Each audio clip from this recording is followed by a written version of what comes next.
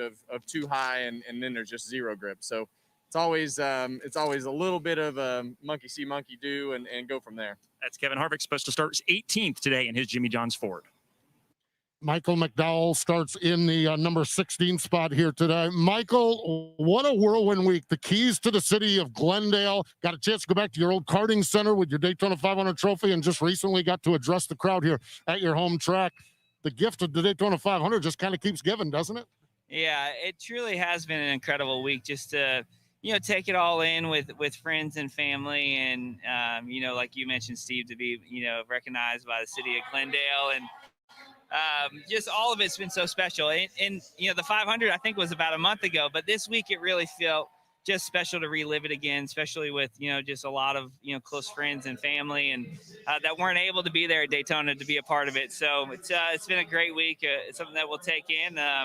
But now I got to go to work, and now it's time to get back to work. So we're looking forward to today and see what we got here at Phoenix Raceway and the Love Travel Stop Mustang. It has been a strong start to the season. 17th or better in all the races. How do you approach it? What do you expect here today, and what's the mission here today at Phoenix?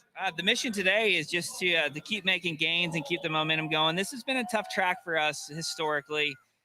So we came here with a different package, and hopefully we've made some gains. And so this was definitely one that we've had circled where we got to improve, and hopefully all the work in the offseason paid off, and we've made some gains here. But, it's just same as every week, just execute and then try to put it all together.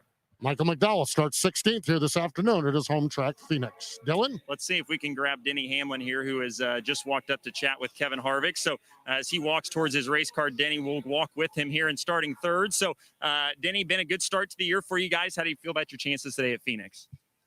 I'm okay. We just lacked speed here last fall in the championship race. We kind of overachieved from where we were on the short track. Short tracks really is where I thought JGR struggled last year. Just didn't have the performance and the speed that it needed. So this is going to be a big telling race for us to see kind of where we stack up, and fingers are crossed, trust me.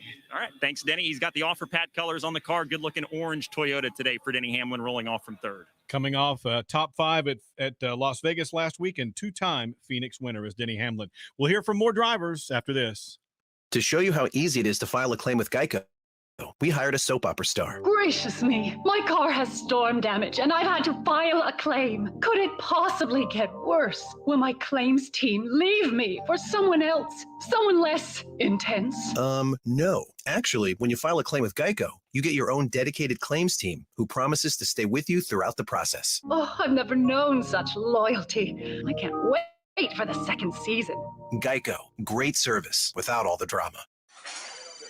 2 chocolate chip muffins coming in. Thank you. Indeed knows unexpected growth can stretch your business thin. Hey, can someone get that? Like at Claire's Cafe. To satisfy demand for takeout, she needs to get started hiring right away. I need Indeed.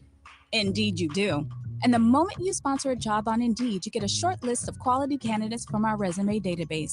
Visit Indeed.com/credit and get a $75 credit for your first sponsored job post. Terms and conditions apply. Today marks the 50th Cup Series race at Phoenix. From Phoenix Raceway, this is the Motor Racing Network, the voice of NASCAR. Citywide to countryside, whatever you drive, wherever you go, Hercules has the value, selection, and industry-leading warranty to get you there no matter where the road takes you. Go to HerculesTires.com. There you can find the nearest authorized Hercules retail location to you. Plus, you can use the tire tracker to find out which Hercules tire fits your vehicle the best. That's HerculesTires.com. Hercules Tires, ride on our strength. Check out MRN.com for a podcast series called The Tough Trucks of NASCAR. 25 years and still trucking. We'll take you back to some great races. Skinner wins it by 2/100ths of a second. Some wild moments. Kyle Busch, he's top shelf, digging up top. Bodine spins it. We just bumped heads, and one of those things. It ended up being a rivalry. And the stories that go with them. Ron Hornaday Jr. truly is a character. Download the shows for free on iTunes and at MRN.com.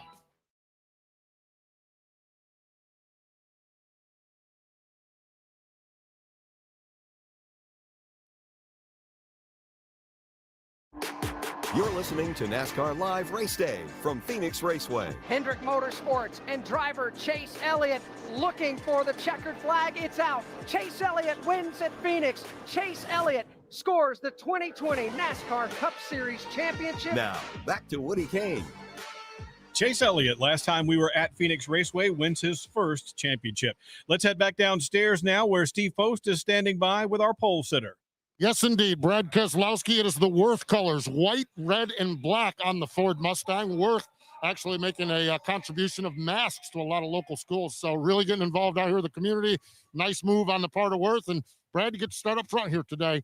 Finished second in the fall race. Just your thoughts and what you're expecting here in the early laps here at Phoenix today. Yeah, Postman, just looking forward to a beautiful day here in Phoenix. I mean, it's picturesque weather, but hopefully we can keep the Worth Ford Mustang up front the entire race.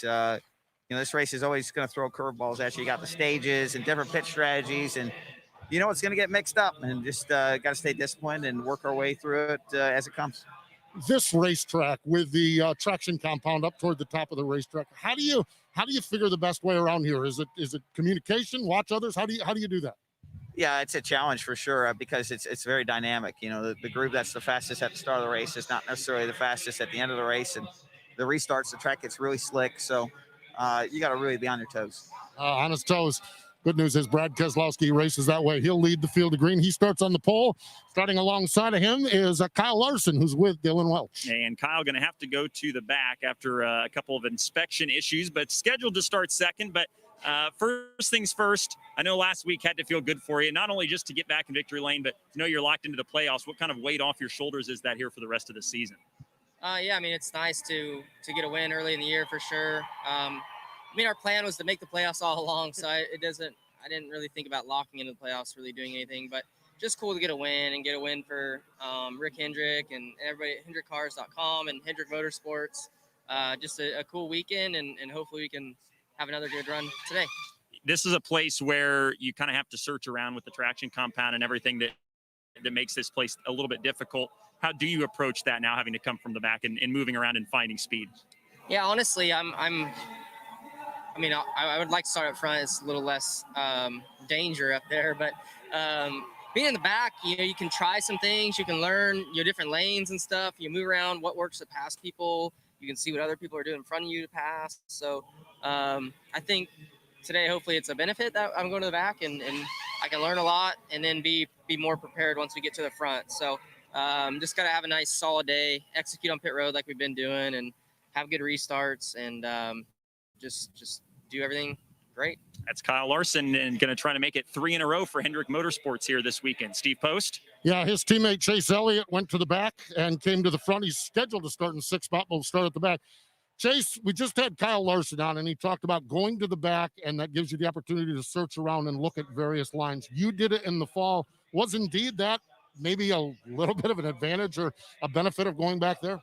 I'm not sure. I feel like you're always searching, and people, tend to pick up on the lanes and what's good quick. It's not like you have a ton of options, so but yeah, hopefully we can get our Universe Chevrolet back to the front when it counts, and just hopefully we're in the ballpark setup wise and we can adjust on it throughout the day to be good at the end. That's always the tricky part, so hopefully we can make it happen. Last time you were here, not too far from where we stand, a real special place for you. It's got to be neat to come back to a place that has such an iconic moment for you. Yeah, it is for sure. The great to be back, no doubt, but such a different vibe here this weekend for me. It's amazing how 2 races at the same racetrack can feel just so different with everything that was going on then. But not that this race is any less important, and I think that's an important thing to realize that too, because if you do make it back here in the fall, the only thing you have to look back on is this event. So this is an important race for everybody in the field today. Who knows what the Final Four look like, but hopefully we can learn what we need to today, and hopefully we can be good, number one, but just try to learn and be prepared to be diligent about what we see here today to hopefully help here in the fall. See what happens. That's Chase Elliott going to start at the tail end of the field. Dylan? We'll grab Kyle Busch quickly as he gets set to be introduced. Starting 7th today, Kyle, PJ1, lots of different challenges at this racetrack. What is the most challenging aspect of making a fast lap here? I mean, I think the biggest thing is just traffic, going where they ain't, obviously, and everybody's going to be in that PJ1. So trying to find the right way of being able to make a move and make a pass is going to be tough. But looking forward to getting behind the wheel of these Stanley Camry, and hopefully we can have a good day with the new colors on board and try to finish up front, learn something from when we come back here this fall. That's Kyle Busch. He'll roll off from the 7th spot today at Phoenix. Coming off a third-place run at Las Vegas and a 3-time Phoenix winner is Kyle Busch.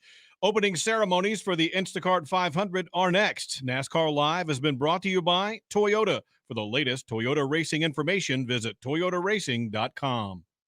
When you're on the go, missing the side-by-side action at the racetrack isn't a problem. Here comes Logano on the high side. He drives it deep into turn number 2. Motor Racing Network brings the NASCAR race to you, wherever you are, so you don't miss one lap of the excitement. Denny Hamlin has won the 61st edition of the Daytona 500. You are the man, D8. The power of radio to the imagination of the listener. Tune in to the Motor Racing Network. Visit MRN.com for an affiliate list in your local area. Are you ready? To help children forget about their serious medical conditions so they can just be a kid. Then support Victory Junction, which is the dream of late race driver Adam Petty, who wanted to build a camp where children concentrate on fun and laughter, not illness or disability. At Victory Junction, kids enjoy ziplining, horseback riding, swimming, fishing, all in a medically safe environment, all at no cost to the camper. What do you say, Richard Petty? Let's do this. Learn more at victoryjunction.org. From Phoenix Raceway, this is the Motor Racing Network, the voice of NASCAR. This is Steve Post of Wing Nation. Join Aaron Evernham and me every Tuesday and Thursday as we talk dirt, sprint car dirt tracks, dirt racing, dirt racers, dirt news, from the National Touring Series to your local track. We cover sprint car racing coast to coast. Live Tuesdays at noon Eastern on wingnation.com and Wing Nation's Facebook page, or catch the podcast on podcast platforms or YouTube.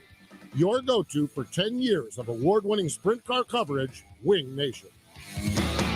Grassroots Racing. It's where I got my start and what we talk about on NASCAR Coast to Coast. I'm Hannah Newhouse. Join me and Kyle Rickey each week as we talk with drivers from NASCAR's National, International Touring Series, and your local NASCAR track. Kyle talks with the Wheel and Modified Driver of the Week, and we give you all of the latest news and race results. You can watch on MRN.com, Facebook, or YouTube. You can also subscribe to the podcast on your favorite podcast platform. NASCAR Coast to Coast, grassroots racing coverage you won't find anywhere else.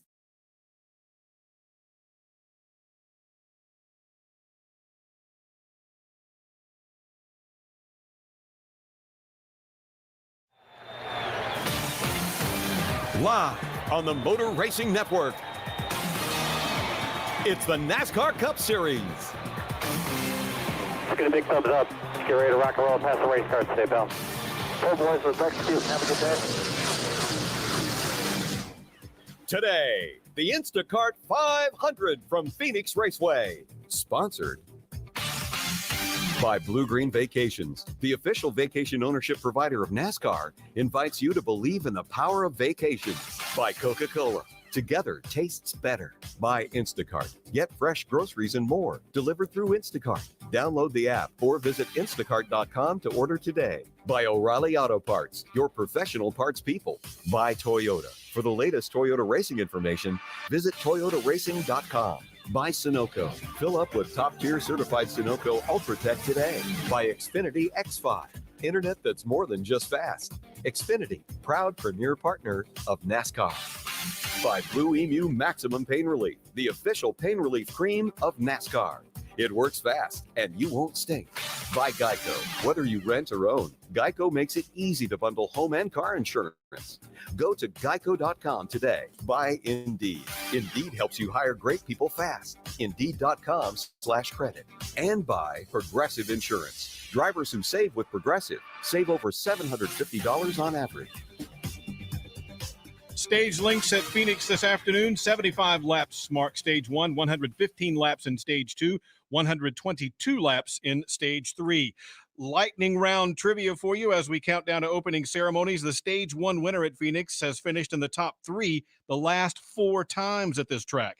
3 of the 5 races since the start-finish line was moved have had 5 or more cautions during that final stage, and the Stage 2 winner has won in the top 5 in the last 4 races. Let's go trackside now for opening ceremonies at Phoenix.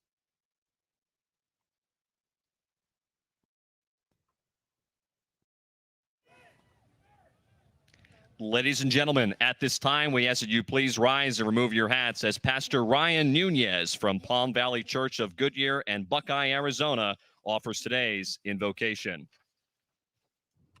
Let's pray. God, we come to you today so grateful for this opportunity. And we thank you for each person watching and in attendance. We thank you for the families joining us. And God, we ask for your blessing today. We pray for protection over the drivers and the crew members. We thank you for every volunteer, every staff member that's made today possible. We ask that today we would have a great time and you would have all the glory. In Jesus' name I pray, amen. And now here to perform our national anthem, please welcome the Phoenix Boys Choir. Oh, say, can you see by the dawn's early light what so proudly we hailed, that the twilight's last gleaming, whose broad stripes and bright stars through the perilous fight on the ramparts we watched, were so gallantly streaming, and the rockets red glare, the bombs bursting in air, gave proof through the night that our flag was still there. Oh, say does that star-spangled banner yet wave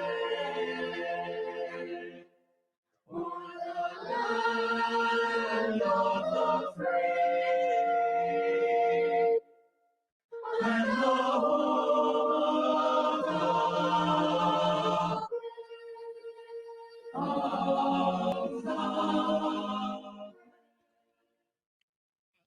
The Phoenix Boys Choir with our national anthem. All right, it's just about time to crank them up and go racing. We'll do that next. And now a game of commercial chicken brought to you by Progressive, where we see how long Flo can go without talking about insurance. Ready? Go. So the weather is just all over the place lately, right? One day it's hot, and the next day it's windy for a while. It's like, make up your mind already. Drivers who switch to Progressive could save big. Okay, you win. We can't help but save customers money. Progressive Casualty Insurance Company and Affiliates. Hey, race fans, NASCAR Hall of Famer Rusty Wallace here from my friends at Blue Emu. Don't forget, the Blue Emu Maximum Pain Relief 500 at Martinsville Speedway happens Saturday night, April the 10th. Catch the action here on MRN and on FS1 at 7:30. Martin Truex Jr., he'll win the Blue Emu Maximum Pain Relief 500. If you want Hall of Fame relief, reach for Blue Emu Maximum Pain Relief, the official pain relief cream of NASCAR. It works fast and you won't stink. Starting lineups are up next. Then Jeff Striegel and Alex Hayden will be along for the start of the Instacart 500. From Phoenix Raceway, this is the Motor Racing Network, the voice of NASCAR.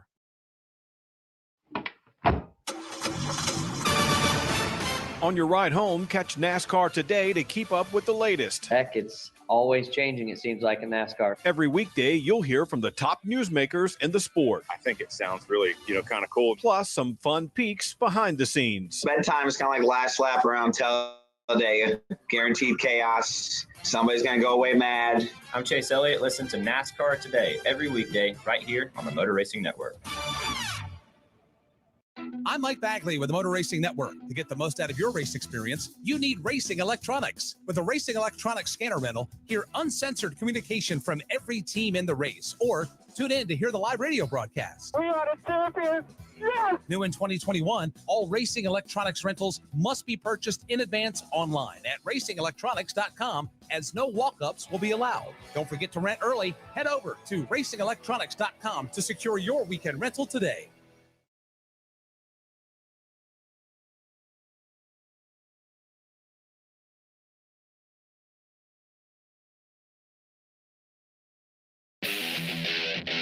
Here's the starting lineup for the Instacart 500. Row 19.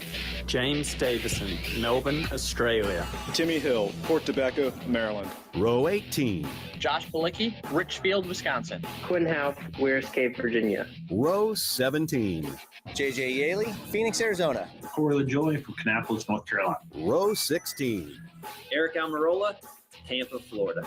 Cody Ware, Greensboro, North Carolina. Row 15. BJ McLeod, Wauchula, Florida. Justin Haley, Winnemac, Indiana. Row 14. Anthony Alfredo, Ridgefield, Connecticut. Daniel Suarez from Monterrey, Mexico. Row 13. Chase Briscoe from Mitchell, Indiana. Bubba Wallace, Concord, North Carolina. Row 12. Cole Custer, Ladera Ranch, California. Tyler Reddick, Corning, California. Row 11. Ross Chastain, Alva, Florida. Alex Bowman, Tucson, Arizona. Row 10. Matt DiBenedetto, Grass Valley, California. Brian Newman, South Bend, Indiana. Row 9. Kevin Harvick, Bakersfield, California. Chris Busher, Prosper, Texas. Row 8. Mike McDowell, Glendale, Arizona. Ryan Priest, Berlin, Connecticut. Row 7. Eric Jones, Byron, Michigan. Austin Dillon, Lexington, North Carolina. Row 6. Kurt Busch, Las Vegas, Nevada. Ricky Stenhouse Jr., Olive Branch, Mississippi. And now the top 10 starters. Starting 10th. William Byron, Charlotte, North Carolina. Starting 9th. Joey Logano, Middletown, Connecticut. Starting 8th. Brian Blaney, Hartford, Ohio. Starting 7th. Kyle Busch, Las Vegas, Nevada. Starting 6th. Chase Elliott, Dawsonville, Georgia. Starting 5th. Martin Truex Jr., Mayetta, New Jersey. Starting 4th. Christopher Bell, Norman, Oklahoma. Starting 3rd. Denny Hamlin, Chesterfield, Virginia. Starting 2nd. Kyle Larson, Elk Grove, California. And starting on the pole. Brad Keselowski, Rochester Hills, Michigan. That's the starting lineup for the Instacart 500. 38 teams locked and loaded, ready to go here on a absolutely gorgeous Sunday afternoon. The Phoenix Raceway, glad to have you on board. Motor Racing Network with live flag-to-flag coverage. Jeff Striegel alongside Alex Hayden. Race number 5. We're about to crank them up, Alex. We absolutely are on a beautiful day here in the Valley of the Sun, and it's living up to its name. Not a cloud in the sky here in Avondale, Arizona. Just west of downtown Phoenix, Arizona. The skyline is off behind the Estrella Mountain Range there. We can see it from our broadcast booth. That's over behind turns 1 and 2. It's a perfect day for NASCAR Cup Series racing. And I can't wait. I know you can't. I know the fans can't here at the racetrack. They're here. They're ready. So let's get it started. Let's take you trackside now for the command. And now, race fans, for the most famous words in motorsports, please welcome actor and host of Fox's Cherries Wild, Jason Biggs. Oh, hey. I'm Jason Biggs, and I am honored to be today's Grand Marshal for the Instacart 500. Catch me in an all-new episode of Cherries Wild tonight after the race. But first, it's time for the most famous words in motorsports. Drivers, start your engines! First, you can hear the crowd in the background, and then you can hear 38 engines coming to life. This is race number 50 here at Phoenix. It's the Instacart 500, and it's next right here, live on the Motor Racing Network. Check out MRN.com for a podcast series called The Tough Trucks of NASCAR. 25 years and still trucking. We'll take you back to some great races. Skinner wins it by 2/100ths of a second. Some wild moments. Kyle Busch, he's top shelf, digging up top. Bodine Benton. We just bumped heads, and one of those things. It ended up being a rivalry. And the stories that go with them. Ron Hornaday Jr. truly is a character. Download the shows for free on iTunes and at MRN.com. This is Kyle Rickey. Join me and Hannah Newhouse each week on NASCAR Coast to Coast. We talk with drivers from NASCAR's National and International Touring Series and from your local NASCAR track. I'll talk with the Whelen Modified Tour Driver of the Week, and we give you all the latest race results. Watch on MRN.com, Facebook, or YouTube, or subscribe to the podcast on your favorite podcasting platform. NASCAR Coast to Coast, grassroots racing coverage you won't find anywhere else. 7 former winners in the field here this afternoon. They include a 9-time winner in Kevin Harvick. Kyle Busch also has gone to victory lane here. Denny Hamlin, Joey Logano, Ryan Newman, Kurt Busch also have gone to victory lane here. And then, of course, last November, Chase Elliott not only picked up the win right here in Phoenix, but he also scored his very first championship. From Phoenix Raceway, this is the Motor Racing Network, the voice of NASCAR. Citywide to countryside, whatever you drive, wherever you go, Hercules has the value, selection, and industry-leading warranty to get you there no matter where the road takes you. Go to HerculesTires.com. There you can find the nearest authorized Hercules retail location to you. Plus, you can use the tire tracker to find out which Hercules tire fits your vehicle the best. That's HerculesTires.com. Hercules Tires, ride on our strength. The 1993 Cup Series season had more than its fair share of twists and turns. Rusty Wallace flips 1, 2, 3 times. Every time the car's hitting and it's wrecking, you're like, oh, this one here is going to be the one that's going to be lights out. It's going to knock me out. Here's stories you've never heard before in a 10-part series called The 1993 Season. Dale Jarrett's got the lead. He goes to the inside. Earnhardt's not going to get him. I knew if he got to my bumper, what was going to happen. You can download it for free on iTunes or on MRN.com right now.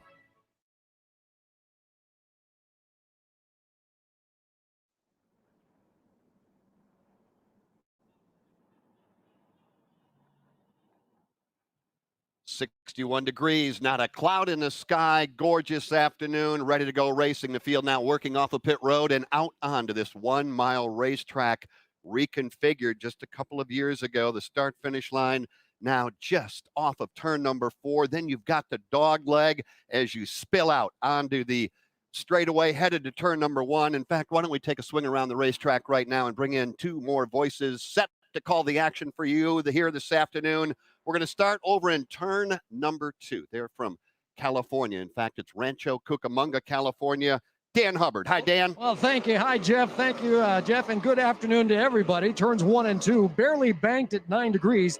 The drivers will take a quick stab at the brakes just to set the nose of the car at better than 160 miles an hour. Now, conventional wisdom would tell you the low line is the quick line, but I'm sure all the Cup drivers observed that the front runners in yesterday's Xfinity race, well, they went to the top side early and pretty much stayed there for the remainder of the race. But that was with a fresh application of traction compound in the outer groove. No fresh application today, so it's going to be interesting to see which lane the drivers choose throughout this afternoon's event. We'll see how it all shakes out. And so will the fans populating Rattlesnake Hill just behind me. And once the field drifts off turn 2, it's hammered down to turn 3 and into the view of our own Kyle Rickey from Killingly, Connecticut. All right, thank you very much, Danny, and good afternoon, everybody. From my position high atop the suites, just to the outside of turn number 3, this end of the Phoenix Raceway, banked a bit more than turns 1 and 2, with 10 to 11 degrees of banking at this end, bottom to top, with also a tighter radius of corner. The inside lane has been preferred at this end in the past, but with the addition of that traction compound in the outer 2 lanes, those 2 lanes could be the grooves of choice here before all is said and done. The drivers have plenty of options to make their way through the field. We'll have it all covered through turns 3 and 4 here this afternoon at the Phoenix Raceway. And then the start-finish line will be right here off of turn number 4. Pace and parade laps are ongoing. Let's learn a little bit about what strategies may be employed throughout today's race. This report from Pit Road is presented by O'Reilly Auto Parts. Steve Post. Alex, the teams have 9 set of the Goodyear Eagle intermediate radials, and listening to crew chiefs, I think we're going to use the bulk of them, that is for sure. When we look at the stages of the race, 75 laps. Now there's a competition caution at lap 30, 115 laps, and 122 laps to the 312 lap distance. Had an interesting take on tires. I asked 2 crew chiefs about taking tires, and they said likely with yellow flag stops, caution stops, they will take tires. They will take tires with that because tires are critical the first 2 laps after a restart here at Phoenix. So an interesting take on tires and what we're going to see. I'm on the turn one end of the exit of pit road. Dylan Welch, you're on the entry to pit road. And Steve, one of the things we always keep our eye on here on pit road at Phoenix is just the length of this pit road. It goes the length of the back straightaway. So you enter pit road off the exit of turn number 2, go all the way down the straight piece of racetrack lining the backstretch, and then around that corner into turns 3 and 4, which can be tricky because that can affect your speed. The distance you travel along pit road as the cars come down to set their pit road speed right now can be shortened up if you're a little bit too low. So you got to be careful of that, to not speed on pit road. We saw it a couple times yesterday in the Xfinity race. Always have to watch it. This is a tricky pit road here at Phoenix. Can make or break the difference in how you end up your day. It's a short race, so there's not a lot of time to make up ground that you lose on pit road. So we'll cover all of that and more from the entry of pit road today here at Phoenix. Couple of the best in the business right there. Steve Post and Dylan Welch on the pit lane. Think O'Reilly Auto Parts for all your car care needs. Get guaranteed low prices and excellent customer service at O'Reilly Auto Parts. Better parts, better prices every day. Got a handful plus one going to the tail for the start. They include Quinn Houff, Cody Ware, Garrett Smithley, and also 3 Hendrick Chevrolets, all going to the tail end of the field. Yeah, William Byron, Kyle Larson for failing pre-race inspection not once but twice, and also Chase Elliott will go to the back of the field for unapproved adjustments. If you're a fan of any of those, don't necessarily worry about it. Remember, back in November when Chase Elliott raced here and won the championship, he too had to go to the back of the field, then was able to drive his way to the front, win the race and the championship. So yeah, those are the drivers going to the back. How about before we go into the green flag, let's tip a cap to somebody who calls Glendale, Arizona home. He won the Daytona 500 just a month ago. Yep, Michael McDowell, as Steve Post interviewed him a little earlier in our pre-race coverage. Just been a fantastic whirlwind ride for the last month since he's been crowned Daytona 500 champion. He's put together a heck of a season here too. After not only winning the 500, he went on to score top 10 finishes on the road course at Daytona, at Homestead Miami Speedway. Last week in Vegas, had some misfortune fall his way, finished 17th, finished outside the top 10 that for the first time this year. But here at Phoenix, this has not necessarily been the best track on his repertoire, but hey, it's 2021. It's a whole new year. And you take a look at who has won and you think, man, oh man, this is off to a crazy start. McDowell winning the Daytona 500, career win number 1. Christopher Bell, a week later, career win number 1. William Byron picked up his second career win at Homestead, and Kyle Larson got win number 7 at Las Vegas. That's 11 wins among those 4 drivers. There's 9 drivers in the field right now that have more than that to their career. Crazy start. It really is. Now, we get set for the start of today's Instacart 500. Kip Childress takes the pace car to pit road to call the start from the Motor Racing Network in Grand Rapids, Michigan. And here's Jeff Striegel. It is the Instacart 500 at Phoenix Raceway, and here they come slowly now at 50 miles an hour off of turn number 4, looking for the green flag, and it goes in the air, and we are underway. Brad Keselowski to the inside. Christopher Bell to the outside as they race back to 1 for the first time. Denny Hamlin had a brief look at the lead, but Brad Keselowski beats the field into turn 1. Hamlin goes to second with Christopher Bell in the third spot. It's the Team Penske Worth Ford, though, leading the field off turn 2 for the first time. Brad Keselowski behind the wheel and has already been able to pull away by 3 car lengths over Denny Hamlin. Hamlin falls in line. Everybody right on the bottom side of the racetrack. Lap number 1 in the books. It's Brad Keselowski. However, Denny Hamlin is in hot pursuit. Only by 2.5 car lengths is Hamlin off the rear deck lid of Brad Keselowski. Third is Christopher Bell. Good fight for that 4th spot. Martin Truex Jr. and Kyle Busch. All amongst Joe Gibbs Racing teammates from 3rd on back, led by Christopher Bell. He has a car length in hand over Martin Truex Jr. One more back to Kyle Busch. Denny Hamlin's going to drive it in deep in turn number 3, go high on Keselowski. Brad will throw the block, and Hamlin will work down to his inside. Denny Hamlin all of a sudden has got some good forward bite to the inside of Brad Keselowski. He goes there side by side for the top spot, and now your new leader off turn 2 is Denny Hamlin. Trying to pull away is Denny Hamlin at the front of the field. Keselowski thought about crossing him over off of turn number 2, but settles back in the line in 2nd, with Bell right there looking on in 3rd. Martin Truex Jr. 4th, and right behind Truex is Kyle Busch. Both drivers go way wide off turn number 4. Everybody snaps it, rides right back in line, headed to 1. Ryan Blaney in that 6th spot looked to the inside of Kyle Busch briefly, thought about taking away 5th, nothing doing. Single file for the top 6 off turn 2. Behind the top 6, they get racy for about the 7th spot. Kurt Busch has that position. Joey Logano looked to his outside. Behind them, Ricky Stenhouse Jr. in a hot battle with Eric Jones. Work back off of turn number 4. Joe Gibbs Racing Toyotas.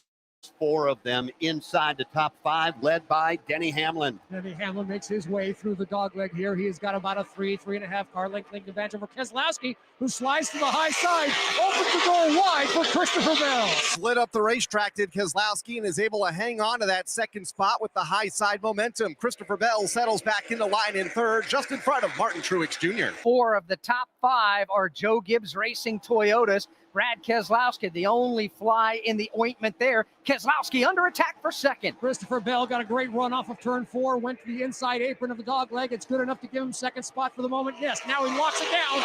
Brad Keselowski gets drop kick back to the 3rd spot. Keselowski back to 3rd, then it's Martin Truex Jr., followed by Kyle Busch, the top 5, keeping an eye on some cars showing some smoke deep in the field, a lap to go, and Anthony Alfredo. Keep an eye on that car for sure. Brad Keselowski just trying to stay with the Toyotas right now. He lines up 3rd. He's got a pair of Toyotas in front and 2 more behind. Yes, Keselowski looks in the mirror. He sees Martin Truex Jr. and Kyle Busch. Both of those drivers go to the low side, while Brad Keselowski keeps it up high. Hangs on to that 3rd spot, utilizing the outside lane, does Brad Keselowski, and is able to pull away by 3 car lengths over Martin Truex Jr., who is under fire from Kyle Busch. He dives to the bottom of the racetrack. Kyle Busch with the Stanley Tools colors.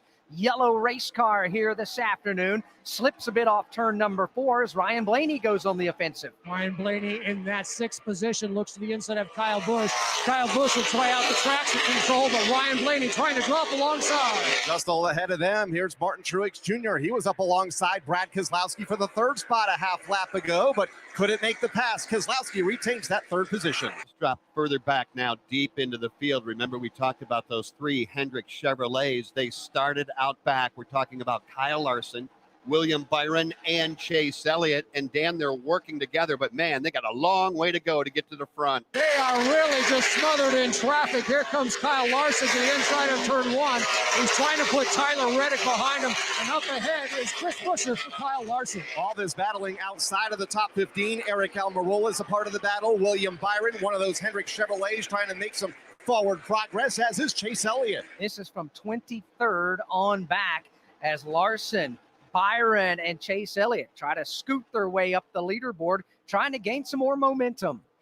Here comes Kyle Larson into turn 1. Now just up ahead is Chris Buescher, as well as Chris Buescher. In fact, Buescher is racing Ryan Newman. That's going to halt the progression of Kyle Larson, or will it? Couple of Roush teammates side by side. That's not going to slow Larson. He's going to go to the inside of them both on the back straightaway, make the pass on Newman, now make the pass on Stenhouse in 3. Well, they got a long way to go, but they've got a long time in which to get it done. Right now, all 3 of those drivers, Larson, Chase Elliott, and William Byron, running outside of the top 20. Here is a quick look at the top 10 on lap 10. Denny Hamlin leading over his teammate Christopher Bell, then Brad Keselowski, Martin Truex Jr., and now Ryan Blaney is up to 5th. Kyle Busch back to 6th. Kurt Busch goes 7th, followed by Joey Logano, Ricky Stenhouse Jr., and Matt DiBenedetto. That's your top 10. Martin Truex Jr. lost a spot. He bounced it off the safer barrier off turn 2 last time by. These safer barriers are painted bright blue, and that Dayglow orange and black Toyota definitely has blue paint down the right rear quarter panel, as Blaney's been able to drive by. Truex can't keep the car at the bottom of the racetrack. Kyle Busch, Joey Logano, Kurt Busch, they stack up on the back door. Keeping an eye on Martin Truex Jr. as he approaches turn 1 and 2. He'll keep it to the high side. That opens the door for his teammate Kyle Busch as they motor down the back straightaway. Truex is able to hang on to the 5th spot. They're side by side behind him. Joey Logano to the outside of Kyle Busch. Kurt Busch part of that battle as well. We are early, only 12 laps complete right now. Denny Hamlin shows the way here at Phoenix Raceway. Geico knows there are many reasons why you ride. From the exciting adventure of the daily commute to the peace of mind that Geico always has your back with 24/7 access to claim service and legendary customer service. But Pamela Mund had one reason in particular. My skin is extremely averse to most fabrics, except for the soft, buttery feeling of leather. Thankfully, I found my clan of leather lovers in the biking community. It's been life-changing. Geico Motorcycle. 15 minutes could save you 15% or more. O'Reilly. This is Derek's O'Reilly Auto Parts story. After the third time jump-starting my car, I finally realized my battery was dying. So I stopped by O'Reilly to have it checked. They tested it right there in the parking lot. It was bad, real bad. But they helped me find the right battery for my car and even installed it for free. Now my car starts like new. O'Reilly Auto Parts. One change in the top 5. We may have another one here momentarily, watching Joey Logano go all after Martin Truex Jr. right now. Martin running 5th. Logano wants it. A moment ago, his teammate, Joey's teammate, Ryan Blaney, got by him to pick up position number 4. So it's Hamlin, Bell, Keselowski, Blaney, and Truex. Top 5 with 16 down from Phoenix Raceway. This is the Motor Racing Network, the voice of NASCAR. Looking for something a little different? Cut through all the noise with the MRN Out Loud podcast every week. How difficult is it to get a bunch of racers to agree to anything and to stick to it? Yeah, to be honest, I'm not really sure how they pulled that off. I'm Woody Kane. Join me every Thursday as we get between the ears of NASCAR's most interesting characters. You said, I don't plan to be just an absentee owner. No, this is going to be my job.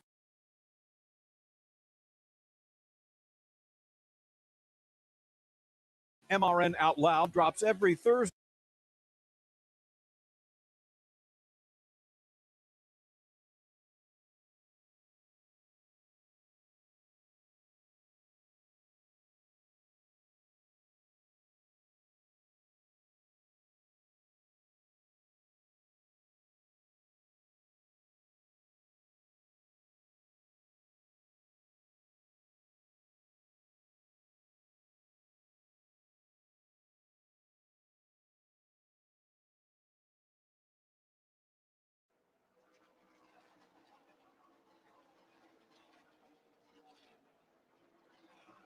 Denny Hamlin continuing to lead over his teammate, but it's now Team Penske that is moving up the leaderboard quickly. More on that in a moment. Just a reminder, here are the numbers that you need for today. We're going to have a competition caution in 10 laps. That will come out at lap 30. Then we're going to see stage 1 done at lap 75, stage 2 at lap 190, then 122 more laps to the finish. You mentioned Team Penske. They all begin to climb the leaderboard. Brad Keselowski, well, he's been up there. He's currently in position number 3. Ryan Blaney is 4th. Joey Logano is 5th. Those 3 Team Penske cars all intertwined with the 4 Joe Gibbs Racing cars throughout the top 7 right now. It's either Penske or Gibbs. And we keep an eye on that. The Hendrick Chevrolet is trying to make their way up. They have stalled out just outside of the top 20. Brad Keselowski going after position number 2.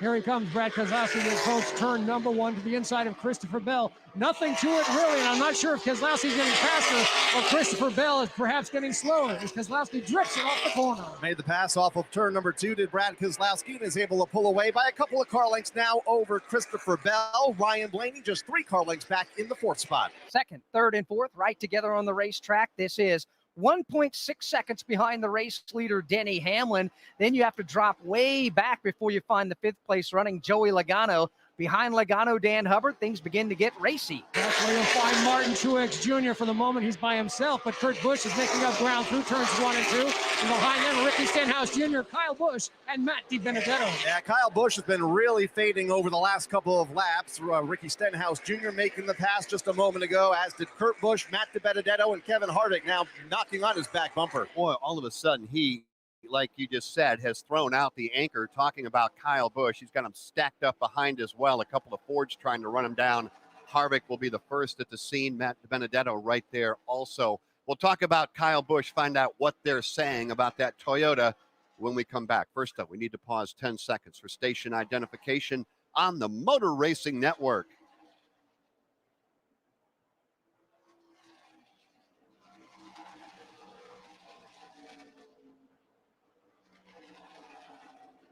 It's the Instacart 500 at Phoenix Raceway, the Motor Racing Network, with live flag-to-flag coverage. Jeff Striegel alongside Alex Hayden, Dan Hubbard, and Kyle Rickey in the turns for you this afternoon. And on pit road, that would be Steve Post and Dylan Welch. We're early into this running, 25 laps in, long way to go in this event. 312 laps make up the total distance. Denny Hamlin has led all the way. It looked like Joe Gibbs early, but now all of a sudden Team Penske flexing some muscle. Throw Chip Ganassi racing into the mix now. Kurt Busch now going up underneath Martin Truex Jr. to pick off another position. So give Kurt Busch the 6th spot to put Chip Ganassi racing now up there battling with Team Penske and Joe Gibbs Racing, albeit very early, just now, 3 laps shy of the scheduled competition caution, keeping in mind no practice, no qualifying. This is the first time the NASCAR Cup Series has been on the track this weekend. In a process, like Joey Logano said early on in the pre-race show to Steve Post, this has become the new norm. We will have practice and qualifying at a handful of tracks throughout the year, a total of 8 here in 2021, given the fact that we've never raced at Circuit of the Americas, or the Cup cars never raced on the Indianapolis Motor Speedway road course. Obviously, Road America up in Elkhart Lake, Wisconsin. So we will have some practice still to go later this year. You know, I'm watching Kyle Busch fade through the field, and Kyle Rickey, I know you're watching his teammate also begin to fade. Talking about Truex, they're lined up behind Martin as they work the back straightaway. Yeah, both of those drivers have been struggling here these last couple of laps. This competition caution can't come soon enough. In fact, Martin Truex Jr. losing another spot now to Ricky Stenhouse Jr. here in 3. Yeah, Truex going down the leaderboard, Steve Post, as is Kyle Busch, who's fallen all the way back to 10th. Busch reported to his crew chief that the car fired off really good, but he has just lost overall grip. So they're going to work on getting better grip in that car on the competition caution. So it's an overall grip challenge right now that Kyle Busch is facing. And that's going to happen here in just a lap. They'll get that break they're looking for. The competition caution will come out on lap number 30. Alex Hayden, they'll wait for most of the cars to complete lap 30. Then they'll put the yellow flag in the air. Hamlin, Keselowski, Blaney up to 3rd. Christopher Bell 4th, and Joey Logano completes the top 5. The rest of the top 10 see Kurt Busch 6th. Ricky Stenhouse Jr. 7th, Martin Truex Jr. 8th, Kevin Harvick is up to 9th, and Kyle Busch for the moment hanging on to position number 10. Eyes on the flag stand, and here is the caution flag. Chief starter Shannon Bednarik puts the caution in the air, and we're going to slow things down for the first time this afternoon. The smell of burnt rubber emanating from the tires of your favorite Toyota racing driver's Camry can be exhilarating.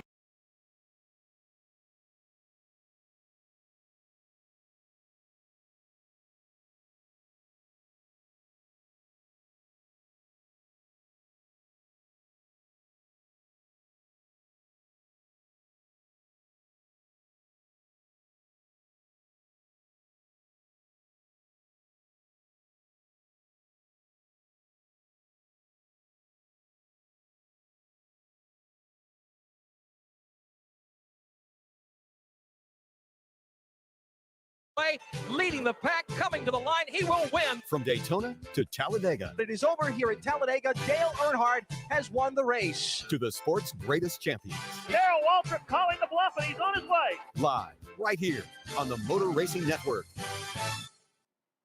Under caution, pit road remains closed for the moment, so we'll step away. From Phoenix Raceway, this is the Motor Racing Network, the voice of NASCAR. If you suffer from heartburn or other digestive-related disorders, then there is a new, safe, better, and natural alternative to better digestive wellness and heartburn relief. Praxid not only provides relief of heartburn, but Praxid takes a 360-degree approach to support better digestion, protect you from harmful bacteria, and also balance your stomach to improve digestive functions. We like to think of it as the multivitamin of digestive health. It's the only product to combine all natural ingredients known for the digestive health properties into a single patented product. Praxid also comes in easy-to-carry packs. Praxid relieves, restores, and maintains a healthy digestive system. Praxid is available here for only $39.99.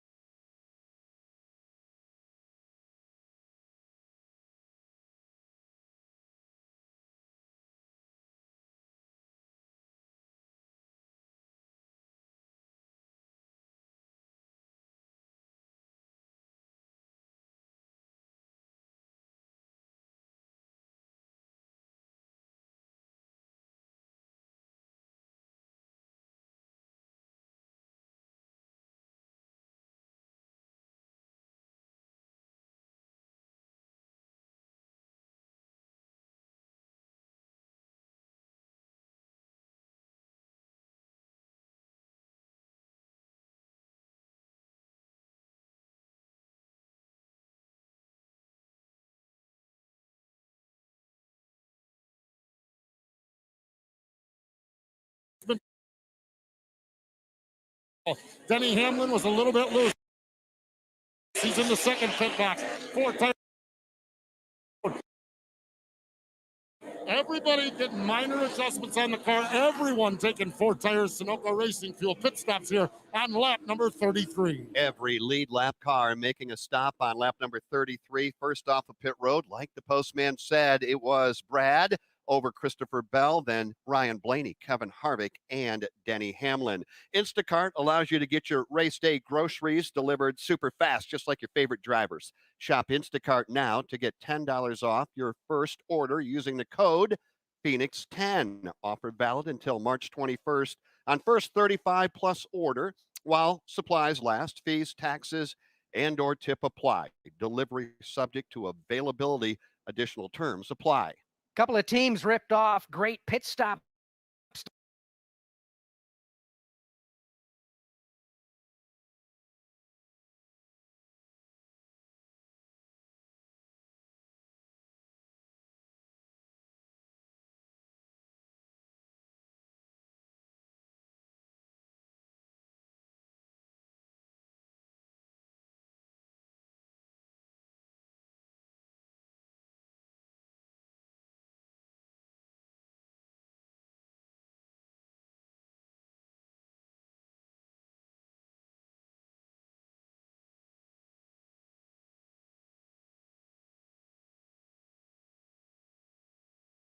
My post-workout protein shake? Sure, Billy.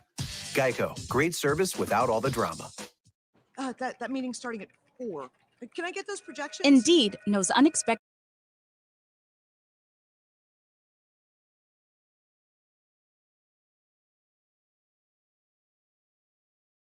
On Indeed, you get a short list of quality candidates from our resume database. Visit Indeed.com/credit and get a $75 credit for your first sponsored job post. Terms and conditions apply. From Phoenix Raceway, this is the Motor Racing Network, the voice of NASCAR. Hi, this is Mike Bagley. Join me along with the cast and crew of the Motor Racing Network for NASCAR Live. Hear exclusive interviews. You know, we were so competitive week in and week out, and you look back and you probably could have won 12 or 15 if you'd done a few things here and there. We'll take you behind the scenes of NASCAR competition. Awesome job. Great work, guys. Don't care, man. I want first, not second. As well as break down the upcoming race weekend and more. I mean, I think the guys who run dirt are going to have a big advantage. It's NASCAR Live every Tuesday night at 7 Eastern on the Motor Racing Network. Wing Nation TV presented by Sage Fruit. This is Steve Post. Join Ashley Strummy and me as we talk with sprint car racers, legends, and newsmakers. From the National Touring Series to your local track, we cover sprint car racing coast to coast. Saturday mornings on MAV TV and part of Wing Wednesday on Rev TV in Canada. We'll take a look at the tweet of the week and discuss the latest sprint car happenings and news. Wing Nation TV, you miss a week and you'll miss a lot.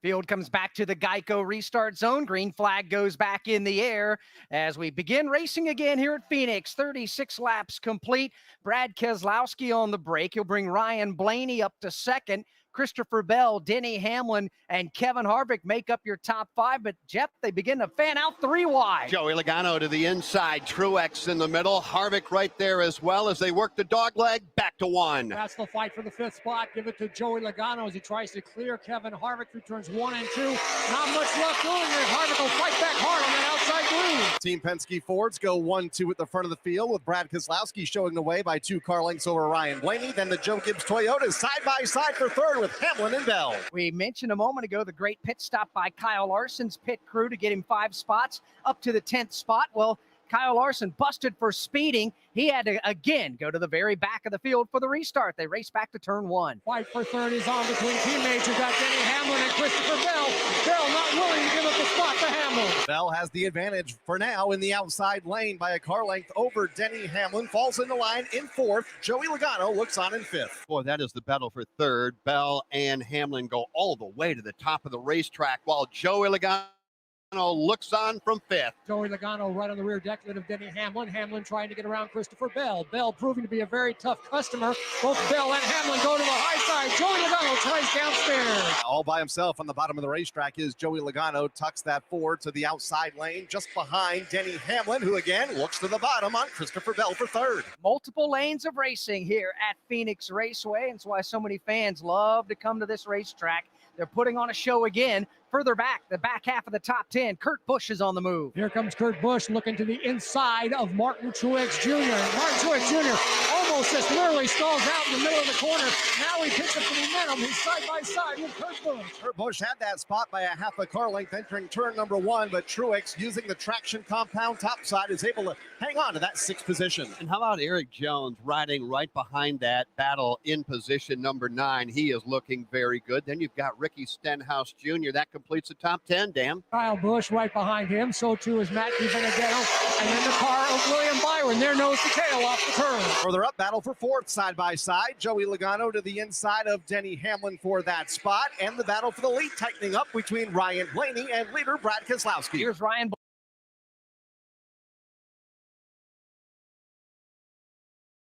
Blaney. He'll pull to the inside of Brad Keselowski.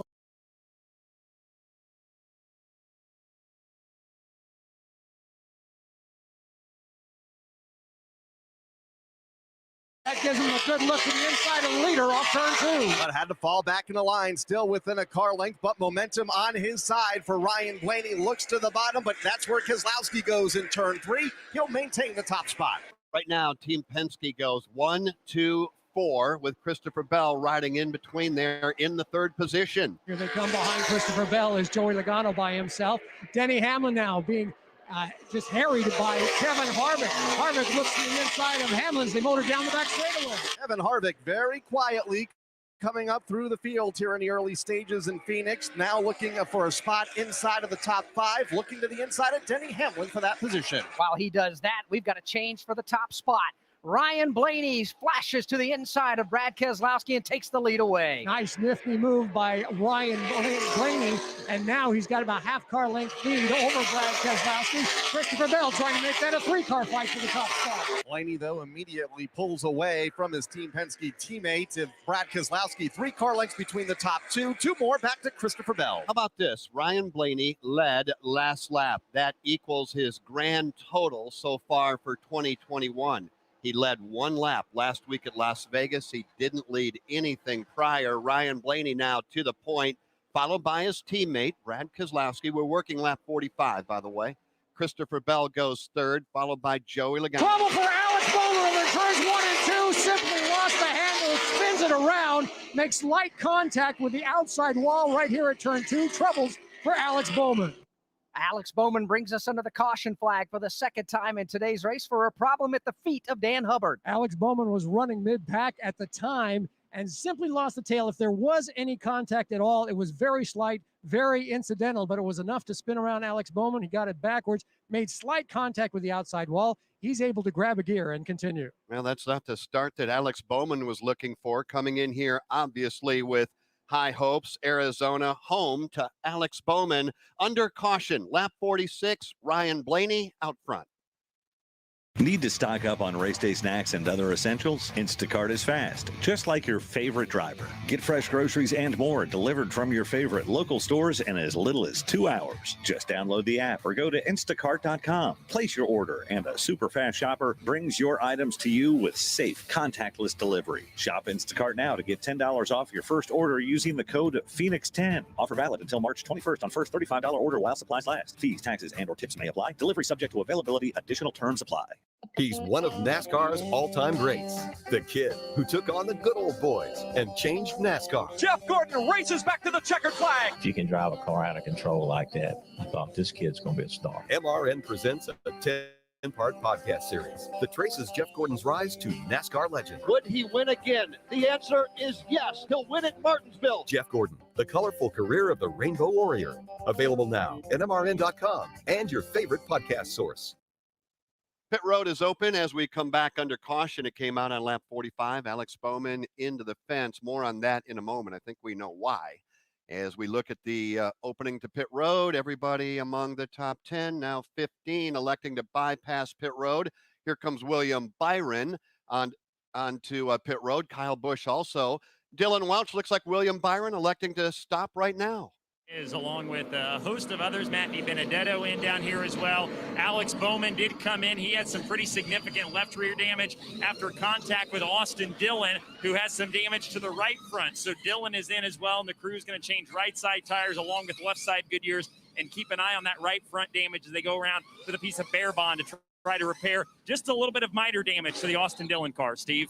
Kyle Busch is in still looking for better grip on that race car as they make some adjustments to that automobile. Cars on the way back are outside of the top 15, predominantly pitting here. Matt DiBenedetto going to be the first of these cars off. There goes Kyle Busch out. There goes William Byron and Chase Elliott. So one of the things the crew chief told me, and a couple of crew chiefs talked about, was that tires are so important on the first 2 laps after a restart as they jockey for position. So I would say Dan Hubbard might want to batten down the hatches down there because you've got guys in the back with new tires and guys in the back with tires with about 10 laps on them. So this could be real interesting, and we'll get a case study, if you will, on the importance of tires on these restarts. Dylan Welch mentioned a little damage on the nose of the Austin Dillon car as he's now pulling away with a lot of tape covering the right front corner of the car. That's because of the domino effect out there from the crash that we had.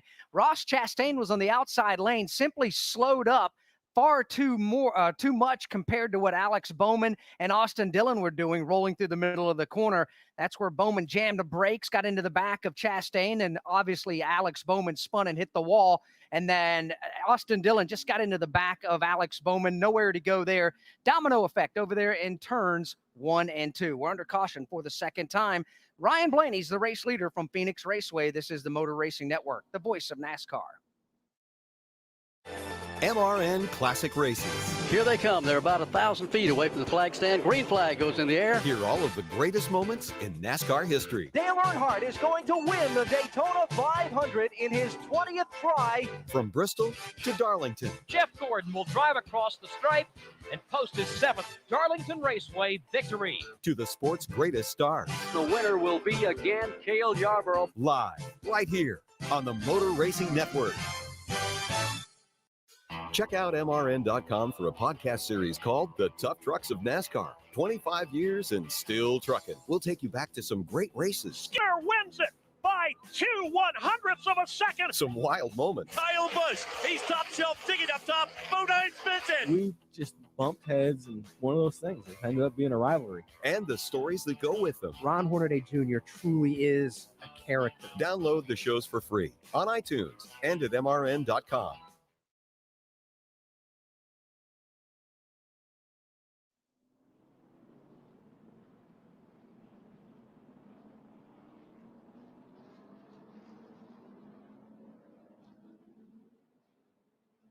Back here at Phoenix Raceway, the field going through the choose rule where they get to pick on restarts. Which lane they want to restart in, inside or out. Race leader Ryan Blaney will opt for the inside lane. Keselowski will opt for the outside lane. Everybody else gets their choice behind them. That means the field is coming to the Geico restart zone. Whether you rent or own, Geico makes it easy to bundle home and car insurance. Having a home is hard.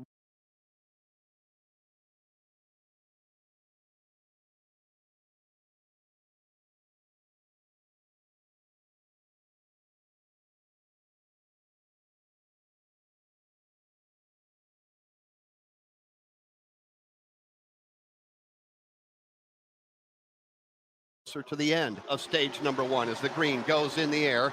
Brad and Blaney go after it. Joey Logano looks on. They'll stack them up as they race to 1. Keselowski stays high. Ryan Blaney goes low, and that's good enough to maintain the lead for the moment. Logano trying to get to the inside.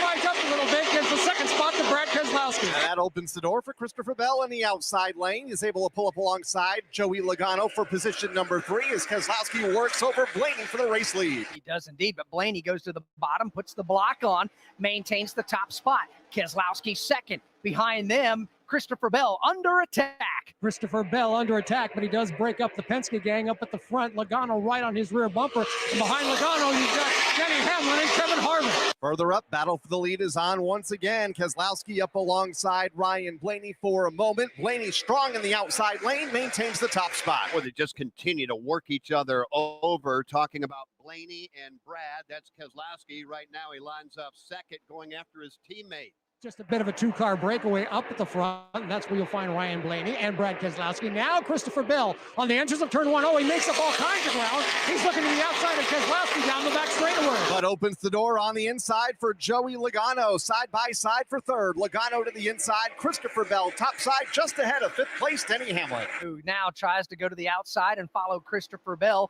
Everybody falls back in line. Hammered down through the dog leg. Headed to turn 1. Penske Racing now again in the top 3. Christopher Bell in that 4th spot. Here comes Denny Hamlin rounding out the top 5. And Hamlin he'll look to the outside of Christopher Bell, trying to wrestle away the 4th position. Bell hangs on to that 4th spot for now. Hamlin falls into line in 5th. Behind them, the battle for 6 is a good one between Kevin Harvick and Kyle Busch. And right behind that battle, here comes a couple of drivers we need to call out, Alex Hayden. You've got William Byron flying through the field. And, oh, by the way, all of a sudden there's his teammate, Chase Elliott. As a matter of fact, 3 wide in turn 1 in front of Dan Hubbard. A 3 wide battle.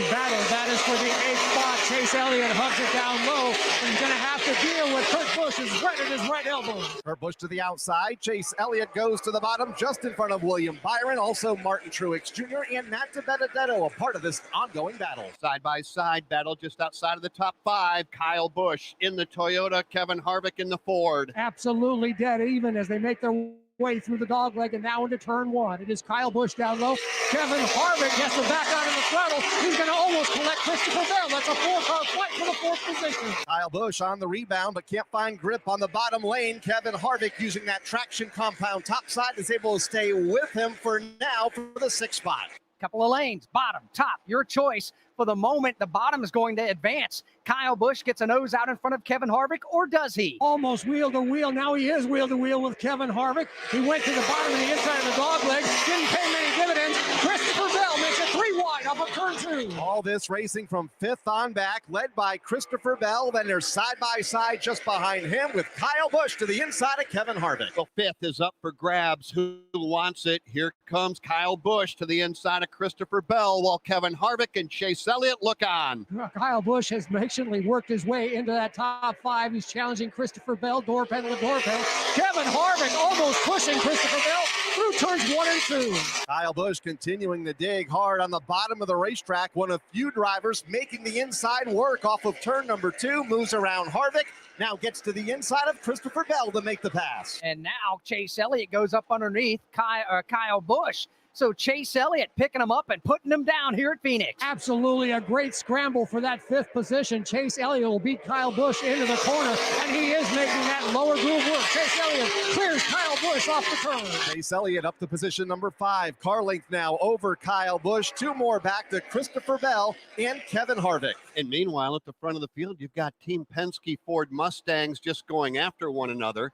Blaney, Keselowski, and Joey Logano. Behind them, you've got Denny Hamlin.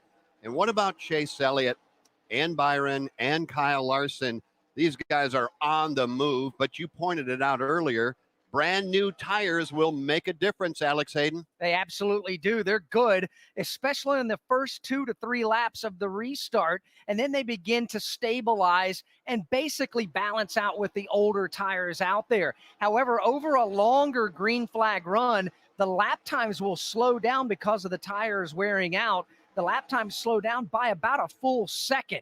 So where they're at right now, you got to take advantage if you have the fresh tires, and these drivers are doing just that. Well, if you're playing NASCAR fantasy, Kyle Larson would have been a good pick because he started at the tail end of the field, came up towards the front, then got busted for speeding, went to the tail end of the field, and now he is once again working his way back closer to the top 10, picking off, in other words, Alex, picking off a lot of race cars here this afternoon, but that car has not shown everything it has yet. No, not at all. There's still a long way to go in this race. We're closing into the end of stage number 1, only 12 laps to go in stage number 1. So drivers are trying to position themselves to get those valuable points here once we get to lap number 75.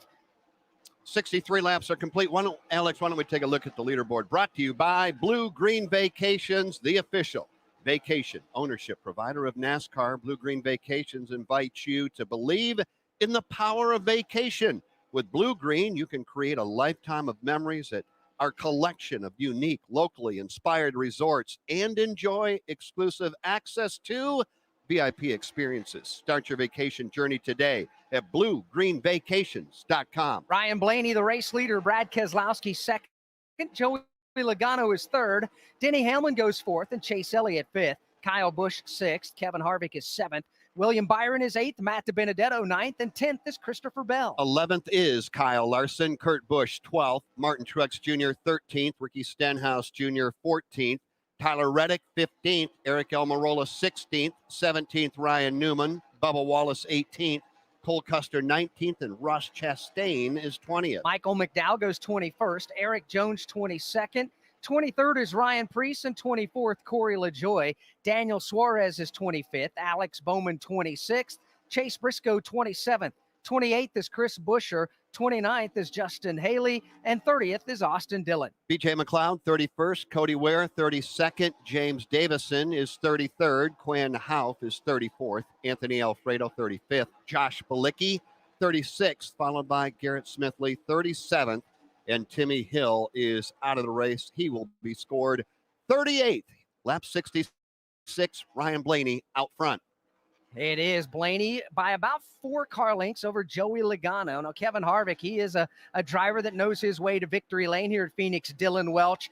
9 times Harvick has won here at this racetrack, and he's finished in the top 10 in the last 15 straight Phoenix NASCAR Cup Series races. But there might be a little extra pressure on old Pop's shoulders this weekend. Yeah, well, there's already one Harvick that's won today, and that's Keelan. So they came on the radio and told Kevin a few laps ago, actually right before that restart, that little Harvick won today. So Keelan's been racing go-karts and things around the country the last couple of years, and sounds like he had himself a good day. So Dad's pretty happy too right now with the race car, so that their rolling speed in the center of the corner is as good, if not better, than anybody. So Harvick, the dad, is pretty happy, and Kevin rides in the 7th spot right now. Well, as long as everybody is happy in the family, that's good. Little H picking up a win. Dad Harvick doing pretty well here. A 9-time winner. That's hard to imagine. 9 times he's gone to victory lane here, although he has not visited victory lane in his last 5 starts, but looking pretty good right now. Kevin Harvick is running back in position number 7. Ryan Blaney works through lap traffic as second place driver Joey Logano now has to deal with it off turn 2 and onto the backstretch. He'll go to the bottom of the racetrack. Logano able to clear that lap traffic, as does Brad Keselowski. Behind them, keeping an eye on Kyle Larson, just cutting his way through the field like a hot knife through butter. Goes to the outside of Matt DiBenedetto, a lap after passing Christopher Bell and Kurt Busch. Back inside the top 10 for Kyle Larson, and he wants more. He'll work to the outside on Matty D, racing back to 1. Kyle Larson has had a couple of what I'll call moments here through turns 1 and 2, but he's such a dirt tracker, he's probably used to keeping the car at different angles. He goes around and motors around Matt DiBenedetto with a lot of ease. And immediately closes now to within just a couple of car lengths of his Team Hendrick Motorsports teammate of William Byron, who's a couple of car lengths ahead, as is Kevin Harvick, a part of that battle as well. 4 laps to go in the stage. The battle for the leads in turn 1. Here it comes, and it comes from Joey Logano. He closes in on the rear deck lid of teammate Ryan Blaney. Blaney throws the block on. Now he goes to the inside, opens up the door for Joey Logano. Ryan Blaney backsliding just a bit here as the race leader. These last couple of laps, what was 5 or 6 car lengths, is down to just 2. Logano is there challenging. Down to just 2 with only 3 laps to go in stage number 1. It is Blaney leading over his teammate Joey Logano. And Blaney had to deal with the lap car of James Davison. He had to back out of the throttle. Boy, and Joey Logano's trying to take advantage. Here comes Brad Keselowski. He's making a 3-car fight for the top spot. And all under the Team Penske banner, Ryan Blaney leads. Joey Logano in second. 2 car lengths back to Brad Keselowski. Denny Hamlin and Chase Elliott there as well. All these drivers right together now put Kyle Busch at the caboose of this front-running train. Everybody races to 1 with 2 to go in the stage. Which lane will Ryan Blaney choose as they approach turns 1 and 2? He'll go to the high side. So too will Joey Logano. So too will Brad Keselowski and Denny Hamlin. Denny Hamlin goes a bit higher off of turn 2, trying to build a run on Keselowski as Logano builds a run on Ryan Blaney for the lead. They are side by side for the top spot. Side by side, they work back off turn number 4 with 1 to go in stage number 1. Who's going to get back here first? It's Blaney leading over his teammate. For the moment, Ryan Blaney able to fend off the challenge of Joey Logano. Brad Keselowski in that third spot. It is Denny Hamlin in fourth. He's feeling a challenge from Chase Elliott off the turn. Chase Elliott to the inside of Denny Hamlin in a race for 5th at the front of the field. Up the back straightaway, it is Ryan Blaney now by 2 car lengths over Joey Logano. Then Brad Keselowski, they stack him up double wide, basically from second on back. Green and white checkered flag are in the air, and the stage 1 win belongs to Ryan Blaney and crew chief Todd Gordon. A fantastic drive. Ryan Blaney wins stage number 1. The top 10 get paid points. Second place is Joey Logano, Brad Keselowski third. Fourth is Denny Hamlin. Chase Elliott was 5th. 6th, Kyle Busch. Kevin Harvick 7th. William Byron 8th. 9th is Kyle Larson. And 10th, Matt DiBenedetto, as we see the caution flag for the 3rd time today. To show you how easy it is to file a claim with Geico, we hired sports commentator Dick Vitale.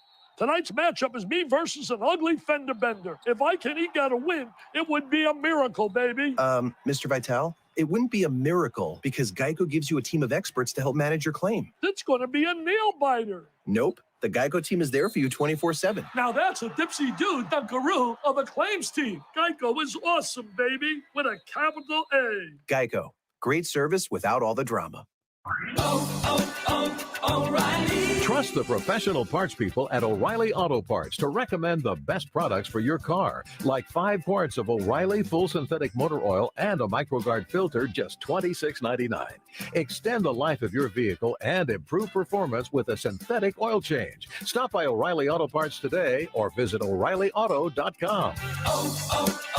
O'Reilly Auto Parts. Back here at Phoenix Raceway, the Xfinity fastest lap of the race so far was run by Denny Hamlin. He turned a lap at 133.437 miles per hour. Xfinity XFi Internet, that's more than just fast. Xfinity, proud premier partner of NASCAR. Stage number 1 in the books. It was won by Ryan Blaney. That is his first stage win of the young 2021 season. As the field gets gathered up behind the pace car, we wait to see if pit lane opens this time by as they make their way into turn number 1. Jeff, you got to be pleased if you're a Ryan Blaney fan to watch not only his drive to the front, but his prowess to be able to hang on to the lead after attack at the quarter panel. Yeah, Logano was working him over, that was for sure, and Blaney not able to or not willing to give that up. So right now, Ryan Blaney will lead. Pit road is closed. From Phoenix Raceway, this is the Motor Racing Network, the voice of NASCAR. Citywide to countryside, whatever you drive, wherever you go, Hercules has the value, selection, and industry-leading warranty to get you there, no matter where the road takes you. Go to HerculesTires.com. There you can find the nearest authorized Hercules retail location to you. Plus, you can use the tire tracker to find out which Hercules tire fits your vehicle the best. That's HerculesTires.com. Hercules Tires, ride on our strength. When you're on the go, missing the side-by-side action at the racetrack isn't a problem. Here comes Logano on the high side. He rides it.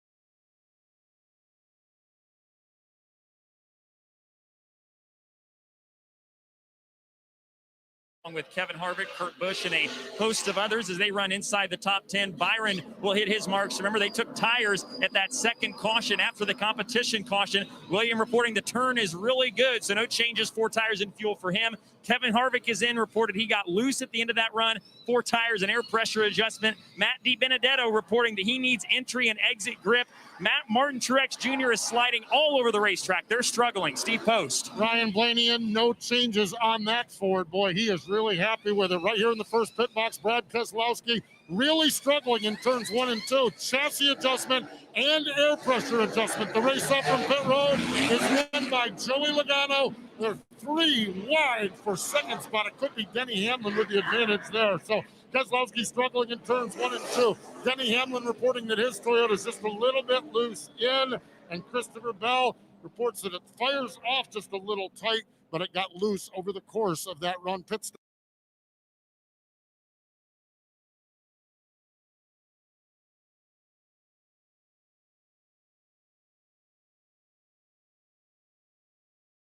stops here on lap number 79. Top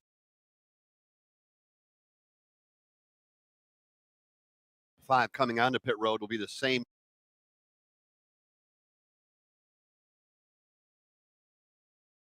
The 6. I have a feeling we've got a lot more to hear about from Kyle as this race goes on. Your thoughts? He's had to come from the back of the field not once, but twice here today after some technical inspection issues. Had to start the race at the tail end, got busted for speeding on pit road on stop number 1, and again, had to drive his way to the front. Well, stage 1 done. Blaney was the winner. Stage 2 is coming up shortly. Once upon a time in a convenience store, a woman asked, "Which zero-calorie drink will I like more?" The cashier said, "I have a thought. Coke Zero Sugar always hits the spot." The taste made her heart fill with laughter, and with her Coke Zero Sugar, she lived happily ever after. Coca-Cola Zero Sugar, unbelievably delicious.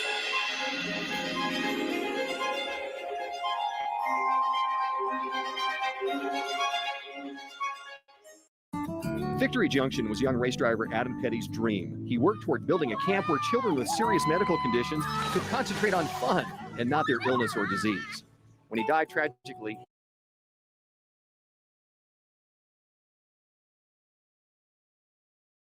his family and friends around NASCAR made sure his family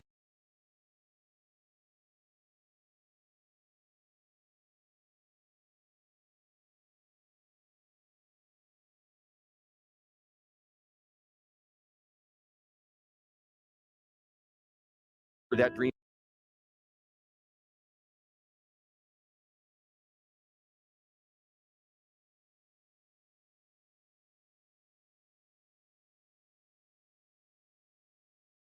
Steve Post of Wing Nation. Join Aaron Evernham and me every Tuesday and Thursday as we talk dirt, sprint car dirt tracks, dirt racing, dirt racers, dirt news, from the National Touring Series to your local track.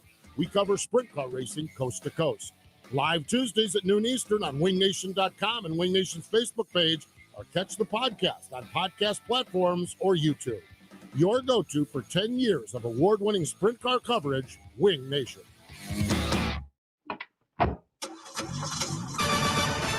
On your ride home, catch NASCAR Today to keep up with the latest. Heck, it's always changing, it seems like, in NASCAR. Every weekday, you'll hear from the top newsmakers in the sport. I think it sounds really, kind of cool. Plus, some fun peeks behind the scenes. Bedtime is kind of like last lap around Talladega. Guaranteed chaos. Somebody's going to go away mad. I'm Chase Elliott. Listen to NASCAR Today every weekday right here on the Motor Racing Network.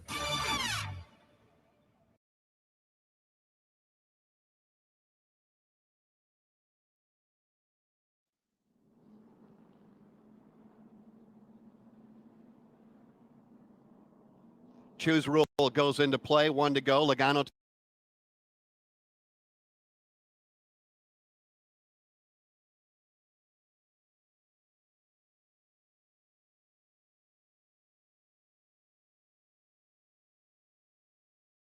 the bottom, Blaney to the top.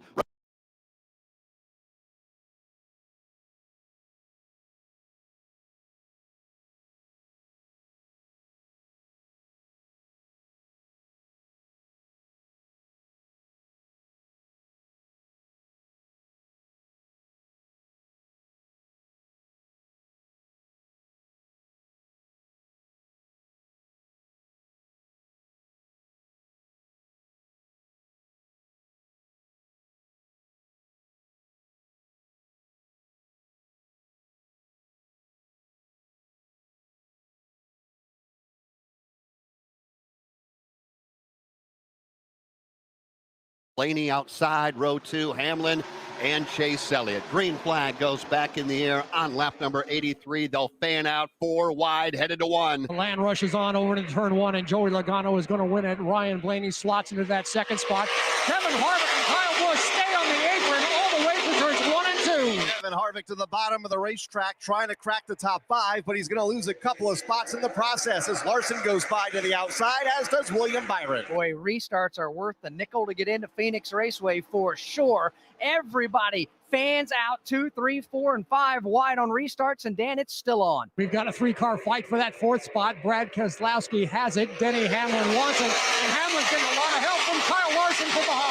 Kyle Larson to the outside lane. Kevin Harvick now to his inside in a side-by-side race for position number 6 as they go back to the corner. William Byron, Matt DiBenedetto also nose-to-nose. Yeah, real hard racing right there, Kyle, as they make their way back off 4. Let's pick that battle up. You've got Harvick, you've got DiBenedetto, you've got William Byron and Kyle Busch. William Byron on that outside groove as they enter into turn 1. To his left elbow is Matt DiBenedetto.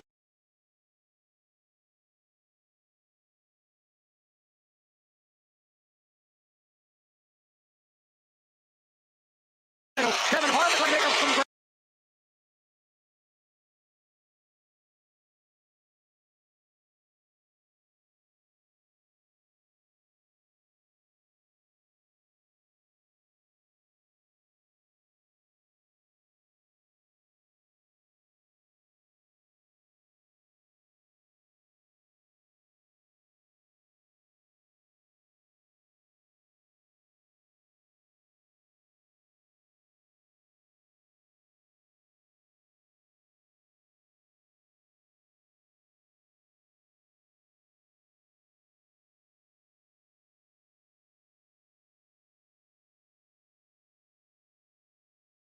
Pretty good battle. Denny Hamlin as he brings that car off turn number 2. And hangs on to that 5th spot for now, but here comes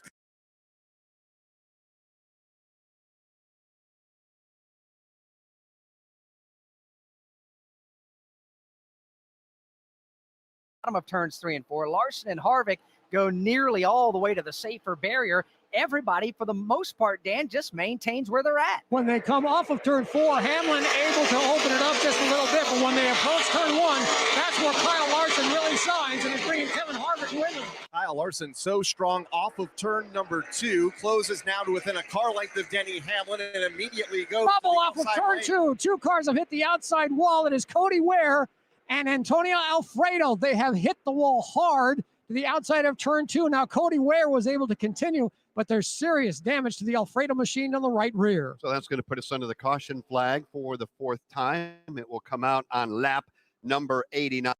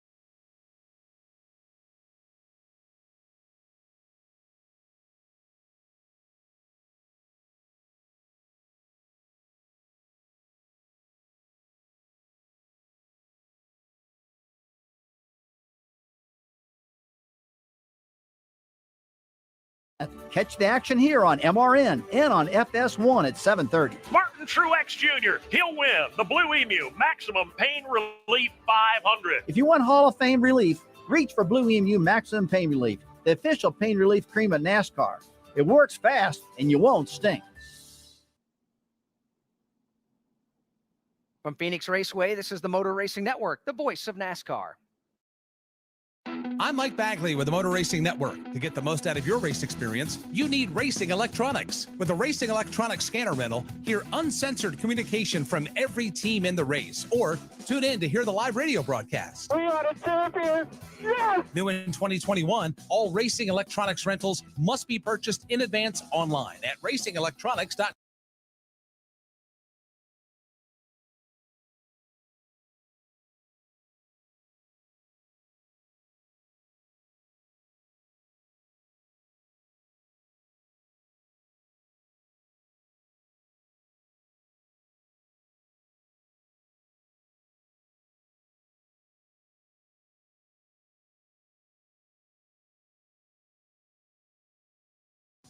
As no walk-ups will be allowed. Don't forget.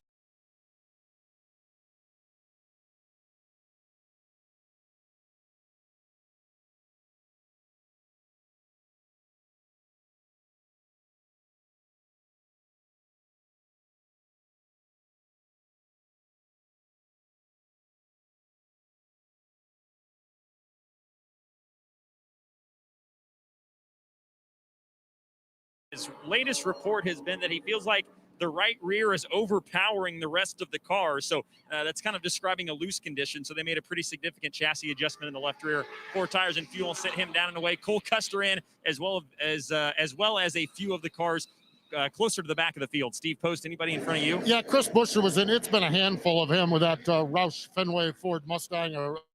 Just been ill handling all day long. He's been fighting lack of grip as well. Michael McDowell in, again, a grip issue there. He's back down and away with a Love's Travel Stop Ford. Corey LaJoy also getting pit service here on lap number 92. You know, while we have a moment, by the way, thank you, Dylan. Thank you, Postman. While we have a moment, I was watching Chase Briscoe come off of pit road, and I'm thinking, man, oh man, what a difference a year makes. What a difference a division or a class makes. 9 times a winner at the Xfinity Series level just a year ago. Welcome to the Cup Series. There's a lot to learn, don't you think, Alex? Well, yeah, it's a different level. This is the top form of stock car racing in the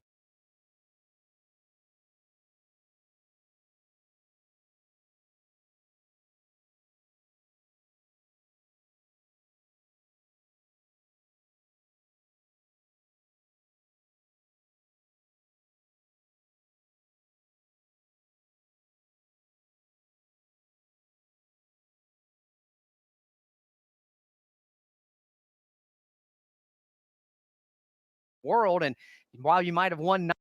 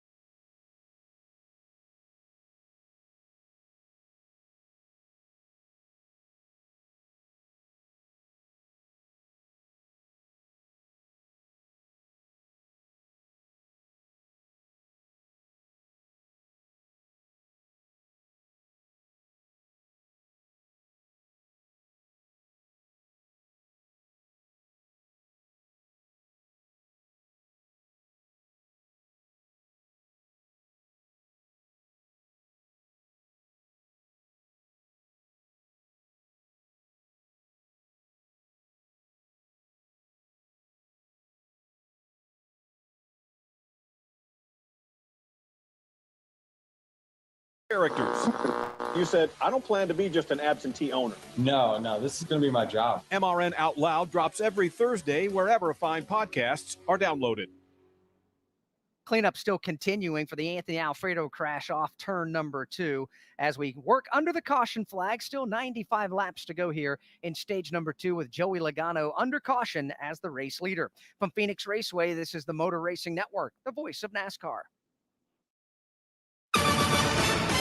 2021 is finally here, and NASCAR Today keeps you up to speed with all the changes for the coming season. When you're going faster, turning better, accelerating harder, just faster's better. And so we'll just keep fine-tuning it. Join me, Woody Kane, every weekday to follow the teams and drivers as they get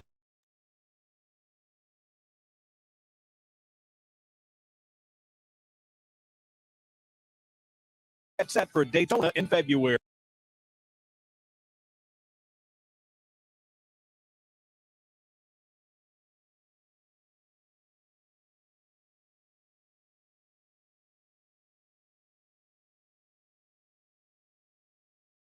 I wish the season started, honestly.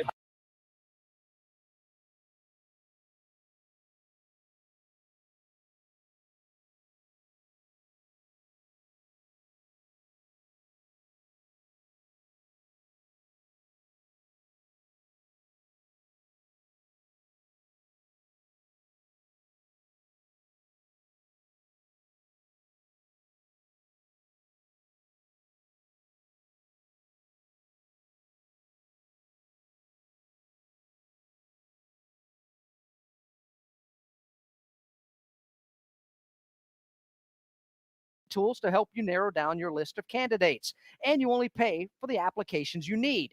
Deal? Visit Indeed.com/credit. 2 Ford Mustangs at the front of the field. Joey Logano, race leader. Ryan Blaney second. Chase Elliott in the Chevy Camaro goes third. Brad Keselowski fourth. And Denny Hamlin in the Toyota goes fifth, followed by Kyle Larson, Kevin Harvick, Kyle Busch eighth, Matt DiBenedetto ninth, and William Byron is 10th. Ricky Stenhouse Jr. is 11th. 12th is Bubba Wallace. 13th, Christopher Bell. 14th, Eric Almirola. 15th, Tyler Reddick. 16th, Ryan Newman. 17th, Ross Chastain. 18th, Martin Truex Jr.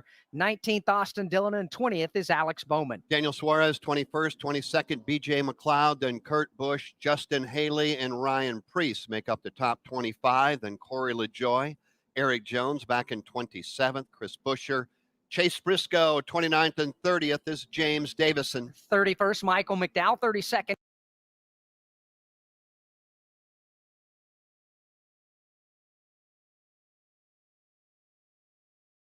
Cole Custer. 33rd and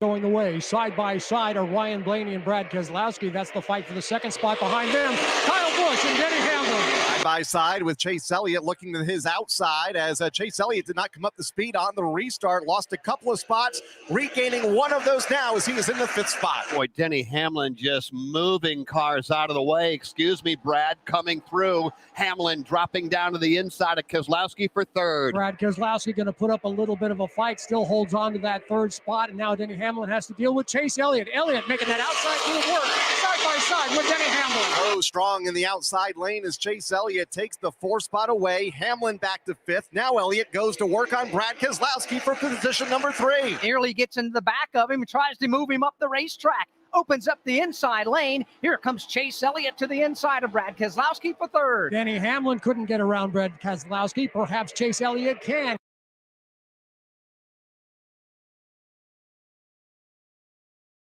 He's got that low line through turns 1 and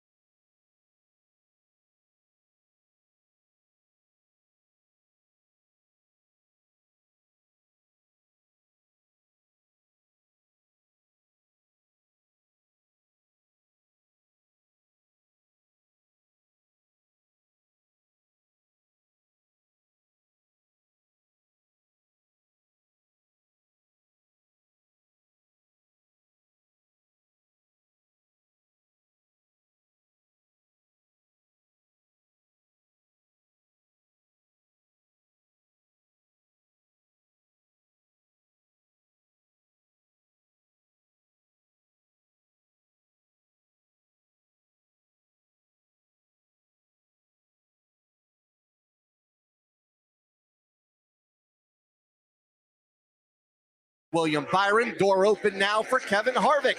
He'll go to the bottom of the William Byron car to pick up the 9th spot. All of this going on right behind the Kyles. Pick out your favorite Kyle Larson, then Kyle Busch, then Christopher Bell. Then you've got Kevin Harvick, and boy, he's got company. It is William Byron. He is almost to the bumper of Kevin Harvick. Both drivers choosing to go to the high side. Christopher Bell now challenging Kyle Busch for position. That's a battle for the 8th spot. It's going to be Kyle Busch hanging on to the position, holding off his Joe Gibbs Racing Toyota teammate of Christopher Bell. Kevin Harvick, William Byron, a part of that scramble as well. They are right together on the racetrack. Another 3 car lengths back is Eric Almirola, Ricky Stenhouse Jr., and 2 cars going wheel to wheel for the moment. Martin Truex Jr. and Matt DiBenedetto. Matt DiBenedetto with a great run off turn 4 and through the dog legs. So for the moment, he's able to keep Martin Truex Jr. at arm's length. All this battling just behind Ricky Stenhouse Jr.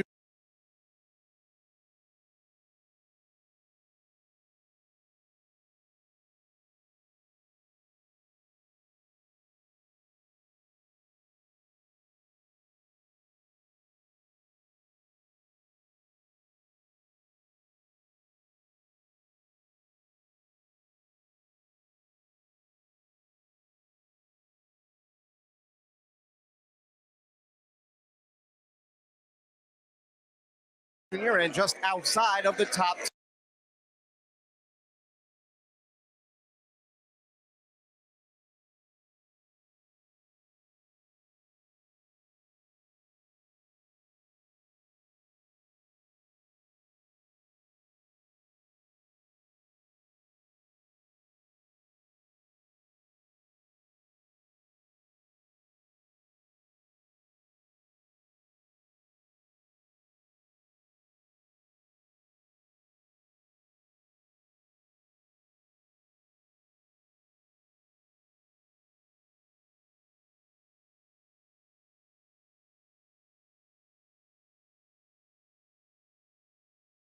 Talked about the 3 Hendrick Chevrolets going.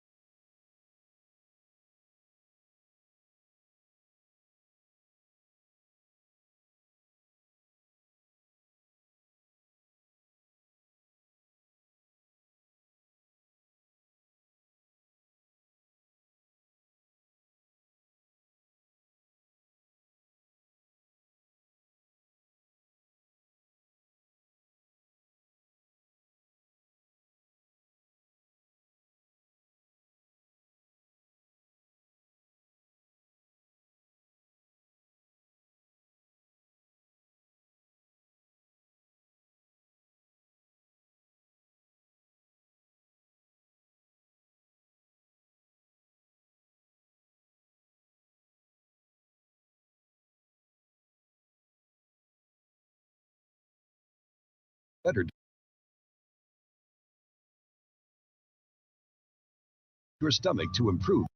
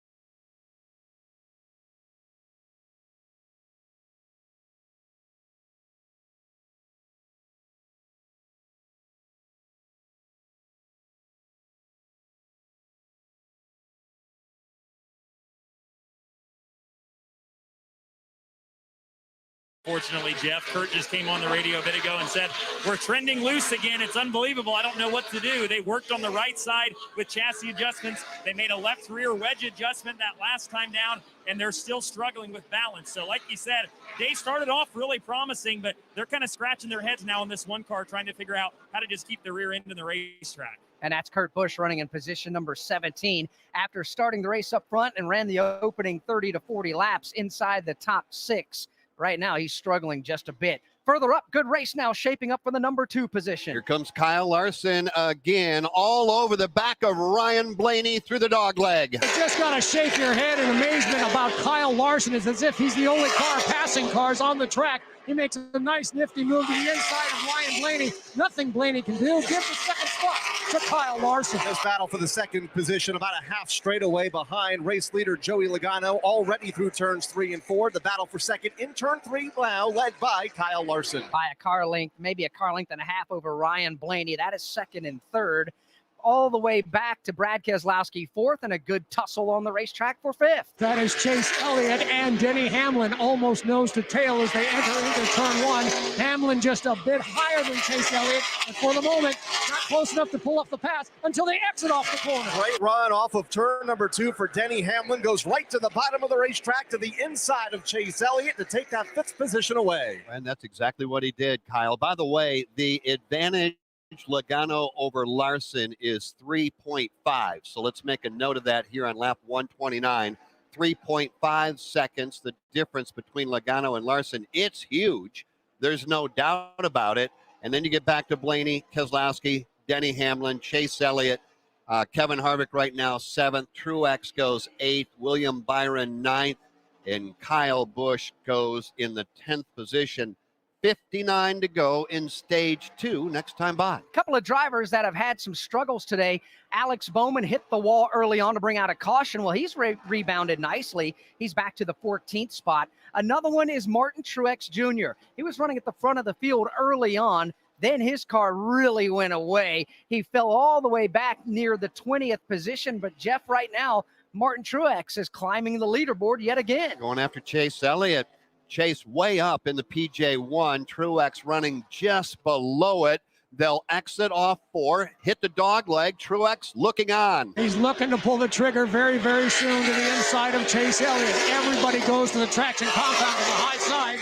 You can put Kevin Harvick in that mix as well. Here comes Martin Truex Jr. drawing up alongside Chase Elliott. Three-wide battle from 6th on back, side by side for the position. Here comes Truex to the inside of Chase Elliott. Kevin Harvick now closest to within a car length. So Dylan Welch, Martin Truex Jr., another one behind him. He's up to the number 6 position. And that race car is coming to them. You can watch it visually too, but that's been the report from inside the cockpit is their center rolling speed and the cut ability of that race car to just turn down the hill and drive by guys is really, really strong. That's where they've been able to carve through the field, and now they're working well inside the top 10 here, trying to challenge them for the top 5. But yeah, they were really, really bad earlier today. Made several changes last time down pit road at the end of stage 1, and they have hit on something because that car is coming to life right now. Denny Hamlin holding on to the 5th position, and right behind him is the man Dylan Welch was talking about, and that is Martin Truex Jr., who is right now 6th. 133 complete, 179 to go. Joey Logano out front over Kyle Larson. Hi, this is Mike Bagley. Join me along with the cast and crew of the Motor Racing Network for NASCAR Live. Hear exclusive interviews. You know, we were so competitive week in and week out, and you look back and probably could have won 12 or 15 if you'd done a few things here and there. We'll take you behind the scenes of NASCAR competition. Awesome job. Great work, guys. Don't care, man. I want first, not second. As well as break down the upcoming race weekend and more. I mean, I think the guys who run dirt are going to have a big advantage. It's NASCAR Live every Tuesday night at 7 Eastern on the Motor Racing Network. This is the eNASCAR Coca-Cola iRacing Series, where virtual meets reality, where the best thrive and the flawless win. This Tuesday, March 16th at 9 p.m. Eastern, 40 of the best NASCAR simulator racers will go head-to-head at Atlanta Motor Speedway. With more than $330,000 on the line, stakes are high. This is the next generation of NASCAR talent. Don't miss your trip to virtual victory lane. Tune in Tuesday, March 16th at 9 p.m. on enascar.com/live. Lap 20 or 129, if you recall, it was a 3.5 second advantage. Logano over Larson. Now we work lap 136, and Larson's got it down 1 full second. He's back 2.5 to Joey. Then Blaney, Hamlin, Truex. Yep, he got by. In fact, Brad Keselowski has fallen out of the top 5. Hamlin got by, then Truex got by. That's your top 5, 54 to go in stage number 2. From Phoenix Raceway, this is the Motor Racing Network, the voice of NASCAR. Check out MRN.com for a podcast series called The Tough Trucks of NASCAR. 25 years and still trucking. We'll take you back to some great races. Skinner wins it by 2/100ths of a second. Some wild moments. Kyle Busch, he's top shelf, digging up top. Bodine spins it. We just bumped heads, and one of those things. It ended up being a rivalry. And the stories that go with them. Ron Hornaday Jr. truly is a character. Download the shows for free on iTunes and at MRN.com. When you're on the go, missing the side-by-side action at the racetrack isn't a problem. Here comes Logano on the high side. He drives it deep into turn number 2. Motor Racing Network brings the NASCAR race to you, wherever you are, so you don't miss one lap of the excitement. Denny Hamlin has won the 61st edition of the Daytona 500. You are the man, D8. The power of radio to the imagination of the listener. Tune in to the Motor Racing Network. Visit MRN.com for an affiliate list in your local area.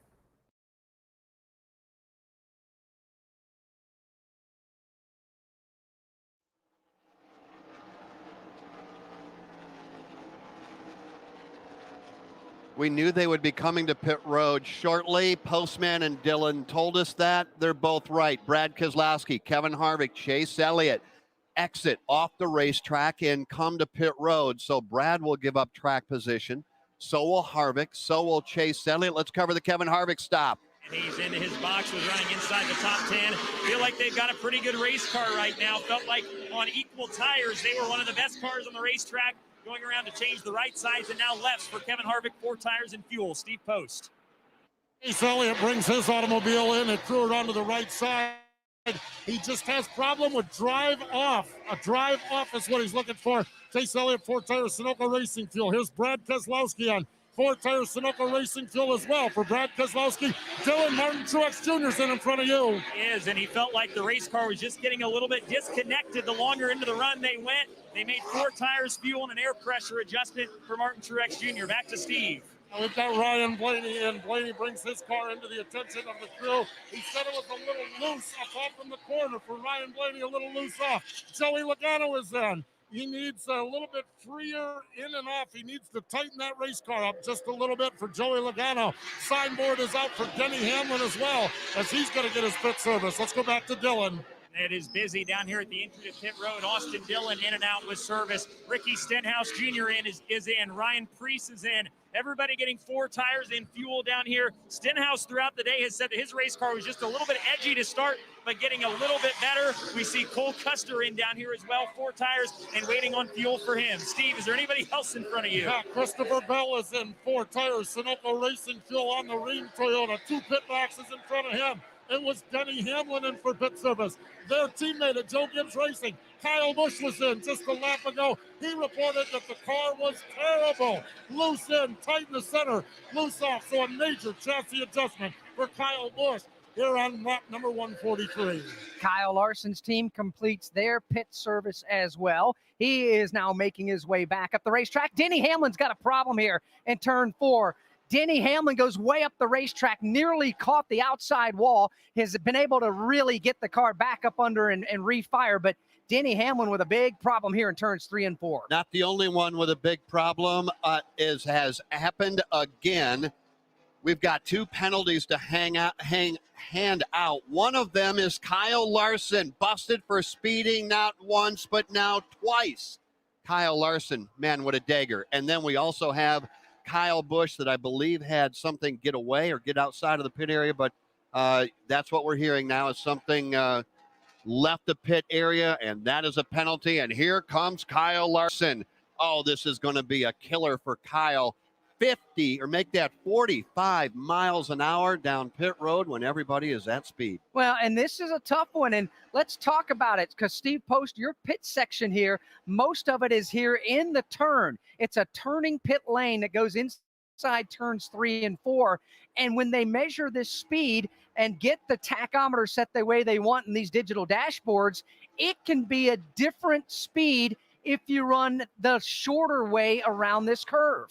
Absolutely. You need to keep it out next to the wall. The pit wall is what you need to do because they measure the distance traveled between the 2 pit sequences. So I'll tell you what, it's been a costly penalty. Now, I will say this, Kyle Larson's penalty on the first time during that caution flag pit stop was entering the pits. Not sure where this one is, but I'm shocked we don't have more speeding penalties here as everyone tries to cut the corners as much as they can here at Phoenix on this pit road that has the Big Bend in it. Right now we're showing unofficially 15 cars on the lead lap. 1 lap down, Kyle Busch. Also now going a lap down, Kyle Larson. Unbelievable. What can you say? You take 2 fast race cars, apply a penalty, and the whole face of the race changes. It absolutely does. Corey LaJoie, for the moment, being scored the race leader as the rest of the lead lap cars came around and cycled through. Joey Logano, his team holds serve. They're going to be in the number 2 spot as we expect Corey LaJoie to come to pit lane sometime in the next few laps. So Joey Logano will re-inherit the race lead. Blaney is 3rd, Martin Truex Jr. 4th, Brad Keselowski is 5th as everybody continues to cycle around. You got to think, when they put these tires on under green flag conditions and you go back on the racetrack and really get after it as a driver, the tires are cold. So they're not going to have the maximum grip that they're going to have once you run a couple of hard laps. I believe that might have what was the problem for Denny Hamlin. He had just come off the pit lane, ran all the way down the backstretch at speed, got to turns 3 and 4. The tires just simply weren't up to temperature yet. Washed way up the track and did a nice job keeping the car off the wall, Steve Post. But Denny Hamlin back up to speed. That's exactly what it looked like, Alex, but listening to the radio, it sounds like they might have had to switch the ignition box. So it looks like Denny might have moved up the racetrack as the engine stalled on the car, flipped the switch on the backup ignition box, and the car fired back off, and he's back up to speed now. All right, and we can reset it for you officially now. 15 on the lead lap. We'll give you those in a moment. 16th and one lap down is Tyler Reddick. You have to go a long way back now. Kyle Larson back in 24th, one lap down. And Denny, check that, Kyle Busch back in 30th, one lap down. That changes things. Well, it does. That's a stinger for sure for Kyle Larson. And when you look at the leaderboard, and same with Kyle Busch back in the 30th position, Chase Briscoe's the driver in position right now to get a free pass should a caution flag fly, with only 18 now make it 20 cars on the lead lap. So that's going to switch because a lot of these cars are at the tail end of the lead lap, just in front of the race leader, Corey LaJoie. And some of these drivers are able to drive by LaJoie and unlap themselves too. So LaJoie on the old tires about a second, maybe a second and a half a lap slower than the rest of the field. So what you're saying is once Corey LaJoie takes his car to pit road, that will change things again because Logano will take back over as the race leader, followed by Blaney and then Truex, Brad, and Denny. Well, the late race leader is LaJoie. He's in turn two.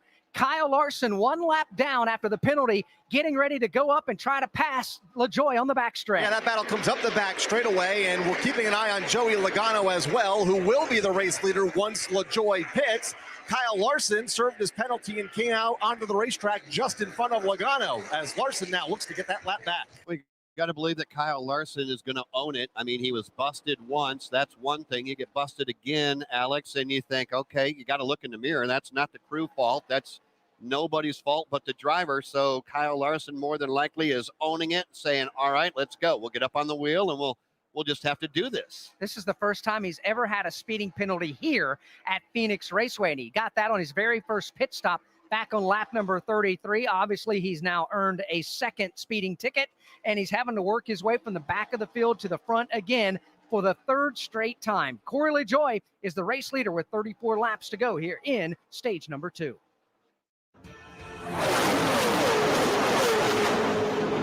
Want to improve your NASCAR knowledge? Make sure to check out ISM Connect's digital screens throughout the racetrack for the latest fun facts, history, and racing stats. You can also find useful information about the race schedule and more. ISM partners with over 200 properties across the country to bring you a more engaging fan experience.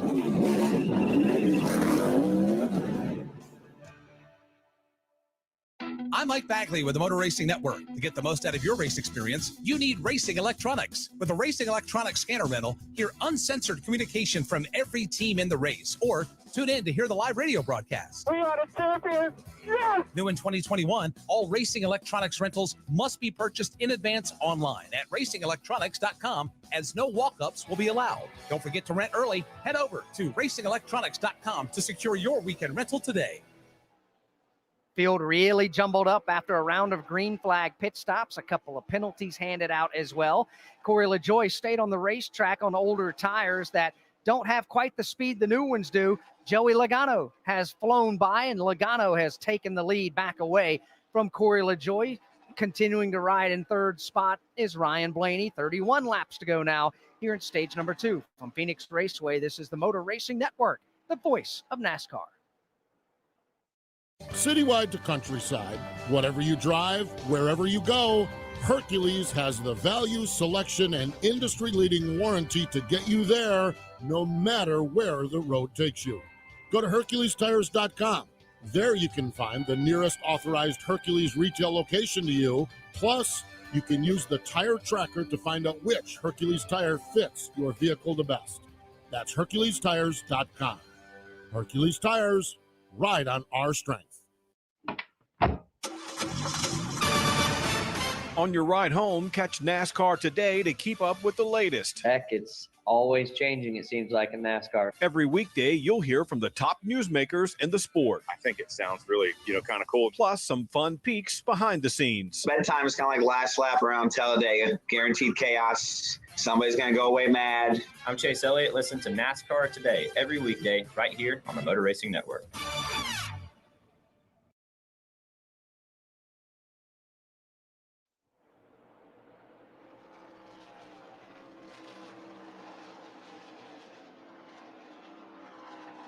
We welcome you back to Phoenix Raceway, sun-drenched skies.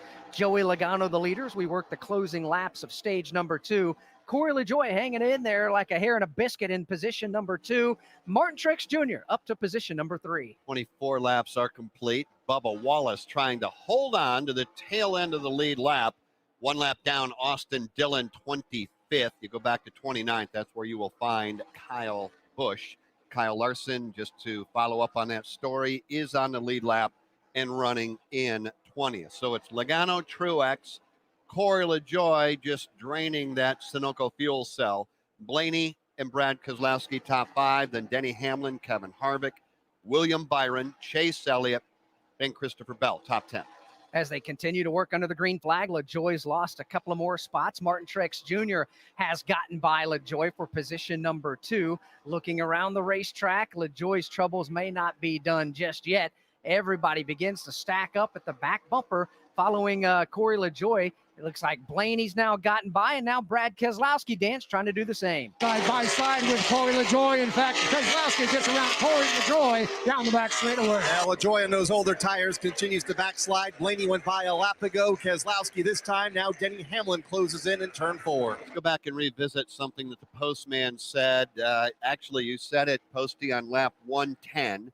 You said that these cars could go about to lap 165.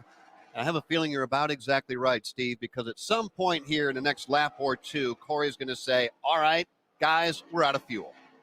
Corey LaJoie actually pitted a few laps after this stage. We had that quick caution, I believe, right at the beginning of the stage. And so he has a few more laps, but you're right, Jeff. He is starting to get close now. At this point, there's count them down. They were hoping for a caution that would cycle everyone around, but another lap or 2, I would suspect they're on pit road. As a matter of fact, the crew is now standing up, doing a little exercising and getting ready to service the car of Corey LaJoie. Yeah, Corey LaJoie certainly getting a little airtime. If you're going to do it, that's how you do it. You stay on the racetrack, put your car out there in position. He's a veteran race car driver. Wasn't going to do anything on the dumb side by any stretch of the imagination. So LaJoie, as he comes off turn 4, really kicks the back end of the car sideways. Those tires are absolutely shot. 23 to go here in stage number 2. Obviously, Corey will be on pit road very shortly. So Logano right now commanding lead. We haven't really talked about that. It's now back up over 4 seconds. It's not Kyle Larson back there, though. It is Martin Truex Jr. 4 back, and that's 4 seconds. Ryan Blaney, Brad Keselowski. Denny Hamlin goes 5th. Denny is almost 8 seconds behind Joey Logano. Joey has been so good this year, and yet he doesn't have a heck of a lot to show for it. I think he's making a statement right now. Yeah, I think so. This is an opportunity race for sure for Joey Logano. And when you look at the way this season has gone to this point, with Michael McDowell getting his first career win, Christopher Bell doing the same, his first career win, that's a couple of drivers that a lot of people had said, maybe they'll win someday in their career. But now that they've gotten their wins early on in the season, well, that's taking win opportunities away from a lot of these drivers that we're used to seeing at the front of the field. And that puts a little more pressure on them the deeper we go into the season. You know, Kyle, Ricky, it's kind of funny because a lot of times people will say, well, can Kevin Harvick do what he did last year and win 8 times? And people will step up and go, well, heck yeah. But if that's the case, then others don't get a win. And now what we've seen already to start 2021, drivers getting their first wins and their second wins and their 7th win. I mean, Kevin Harvick's got a lot of work to do if he's going to repeat what he did a year ago. Yeah, 4 different winners in the first 4 races, and Alex touched on it a bit earlier. Maybe one of the most competitive NASCAR Cup Series seasons we have seen in quite some time, and even some fresh faces atop the leaderboard in this race that have yet to bend the victory lane this season. Joey Logano's been dominant. Ryan Blaney doesn't have a lot of wins under his belt, looking for one here this afternoon. So, yeah, Kevin Harvick And I think that whole Stewart-Haas racing team has some work to do. They admitted earlier this week, Kevin did on a teleconference, that they were way off last week at the Las Vegas Motor Speedway, barely cracking the top 15. And looks like they may be off a bit here today as well, although better right now with Harvick sitting in position number 6. He is. 5th place is Denny Hamlin. 4th is Brad Keselowski. 3rd is Ryan Blaney. 2nd, Martin Truex Jr. And everybody is chasing the race leader, Joey Logano. Every day, people experience mysteries that challenge the laws of nature, like enjoying a Coke Zero Sugar. It looks, sounds, and tastes delicious. But how does one explain the great taste if there are 0 calories and 0 sugar? Some mysteries are just too mysterious. Coca-Cola Zero Sugar, unbelievably delicious.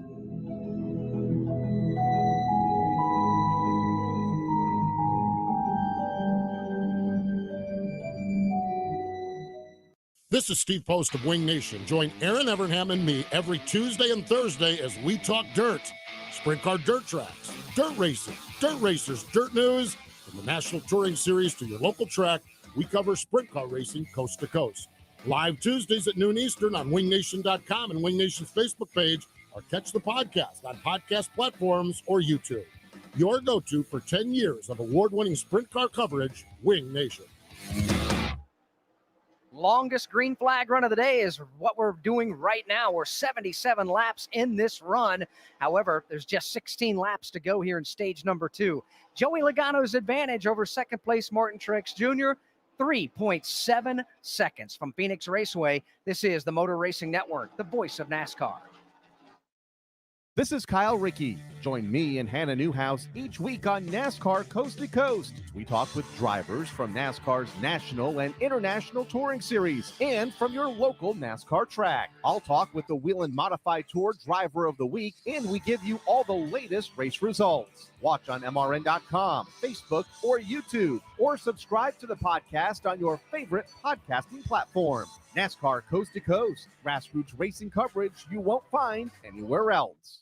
The 1993 Cup Series season had more than its fair share of twists and turns. Rusty Wallace flips 1, 2, 3 times. Every time the car's hitting and it's wrecking, and you're like, oh, this one here is going to be the one that's going to put the lights out. It's going to knock me out. Here's stories you've never heard before in a 10-part series called The 1993 Season. Dale Jarrett's got the lead. He goes to the inside. Earnhardt's not going to get him. I knew if he got to my bumper, what was going to happen. You can download it for free on iTunes or on MRN.com right now.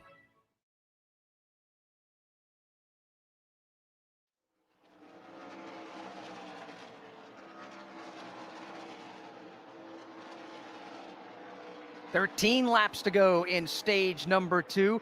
Logano's lead 3 seconds, Jeff Striegel, but I'm not so sure he's the best race car on the track right now. Are you thinking of that Chevrolet being driven by Kyle Larson? And why do we say that?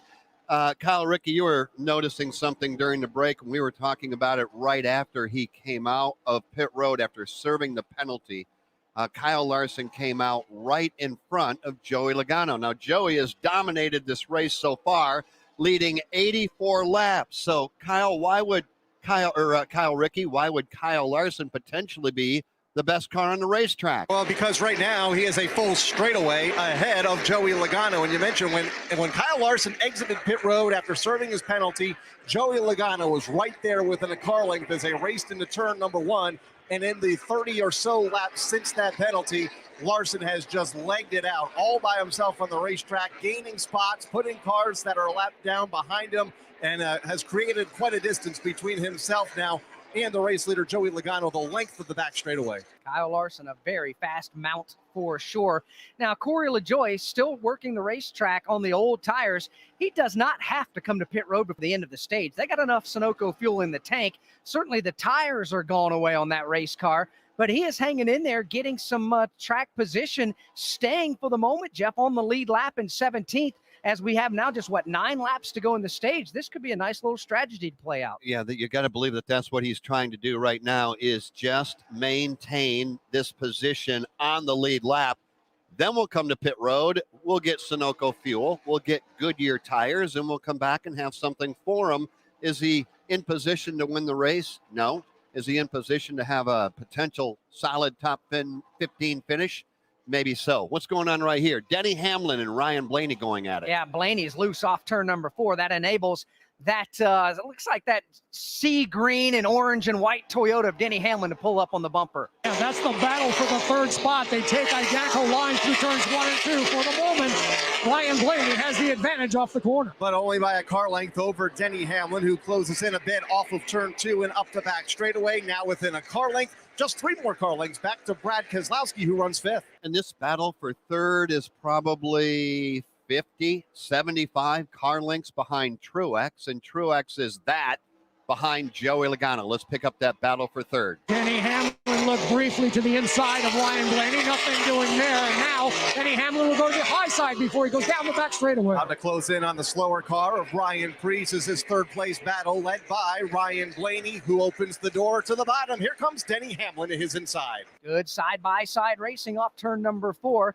Hamlin in the Toyota. It's Blaney in the Ford Mustang on the outside, and that Roush Yates horsepower for the moment pulls him. Through the dog leg they come and into turn 1, and there's still Ryan Blaney riding on that third position, but he is under heavy attack from Denny Hamlin. Blaney strong in the outside lane, but Hamlin a bit stronger to the bottom. They're side by side up the back straightaway, with Denny Hamlin now taking that third spot away by a half car length. 6 laps to go in stage number 2, and Denny will slide across the nose of Ryan Blaney. Blaney, though, not done yet. He'll look to the outside of Denny Hamlin. This is a strong run by Ryan Blaney around the outside. Thought he was going to catch him in the dog leg, and now Denny Hamlin goes to that high side. He'll lock down that third spot. Denny Hamlin able to break away now by 2 car lengths over Ryan Blaney, and that battle for position continues. Both have been able to break away by a bit from Brad Keselowski in 5th. And Kevin Harvick right behind him in 6th. William Byron is right there in position number 7. All of this a long way behind the race leader, Joey Logano, in heavy lap traffic. Heavy lap traffic trying to work his way right now around Ross Chastain as he heads to turn 3. Ross Chastain right in front of the race leader, Joey Logano, into turn 3. Cole Custer is there. Daniel Suarez just going 1 lap down to the race leader, Logano. 4 to go here in stage number 2. I was also noticing a pretty good battle working down the back straightaway. Dan will be headed your way here shortly. Chase Elliott is right there, Eric Almirola, and Christopher Bell. This is 8, 9, and 10. Chase Elliott's got position number 8, and there's a couple of drivers trying to take it away. Chase Elliott may have position number 8, but he's got a mirror full of Eric Almirola, and they are bringing Christopher Bell with them. Here they come to the high side. There is traffic up ahead in the shape of Michael McDowell. Michael McDowell, first car in line as a lap car off of turn number 2. Then it's that battle for position between Chase Elliott, Eric Almirola, and Christopher Bell, all using different lanes of the racetrack in 3. They are indeed, as they spill back across the start-finish line and into the dog leg. 3 laps to go here in stage number 2 for the race leader, Joey Logano.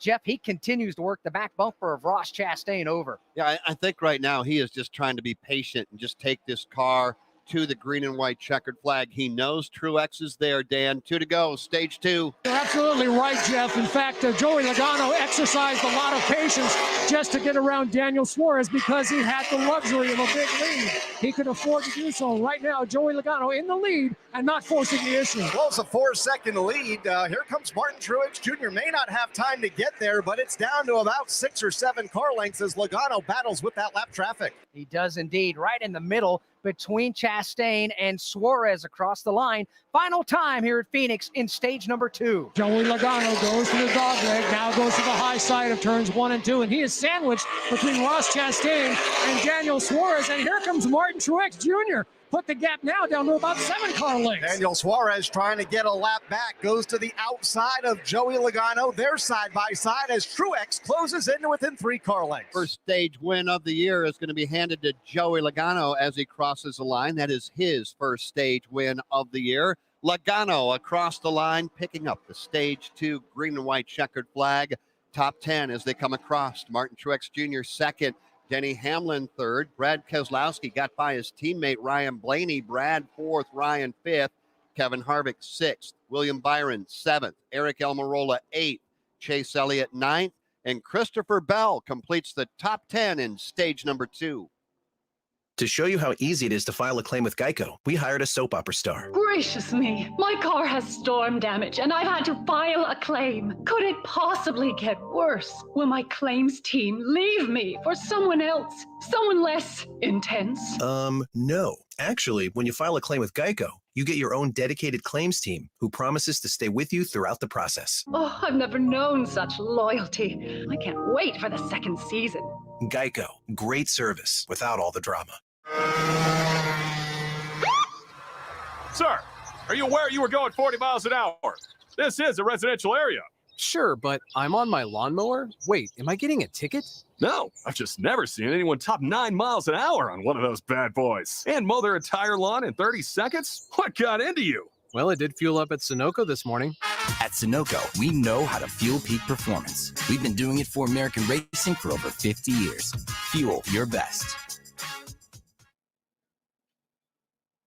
Stage 2 is complete, and Joey Logano picked up the green and white checkered flag. They're going to be on pit road here shortly. By the way, the Xfinity fastest lap of the race so far is Denny Hamlin. He cut a lap way earlier at 133.437 miles an hour. Xfinity, X5, internet that's more than just fast. Xfinity, proud premier partner of NASCAR. From Phoenix Raceway, this is the Motor Racing Network, the voice of NASCAR. 2021 is finally here, and NASCAR Today keeps you up to speed with all the changes for the coming season. When you're going faster, turning better, accelerating harder, just faster's better. And so we'll just keep fine-tuning it. Join me, Woody Kane, every weekday to follow the teams and drivers as they get set for Daytona in February. I wish the season started, honestly, like next week. I'm Chase Elliott. Make sure to listen to NASCAR Today every weekday right here. Looking for something a little different? Cut through all the noise with the MRN Out Loud podcast every week. How difficult is it to get a bunch of racers to agree to anything and to stick to it? Yeah, to be honest, I'm not really sure how they pulled that off. I'm Woody Kane. Join me every Thursday as we get between the ears of NASCAR's most interesting characters. You said, I don't plan to be just an absentee owner. No, this is going to be my job. MRN Out Loud drops every Thursday wherever fine podcasts are downloaded.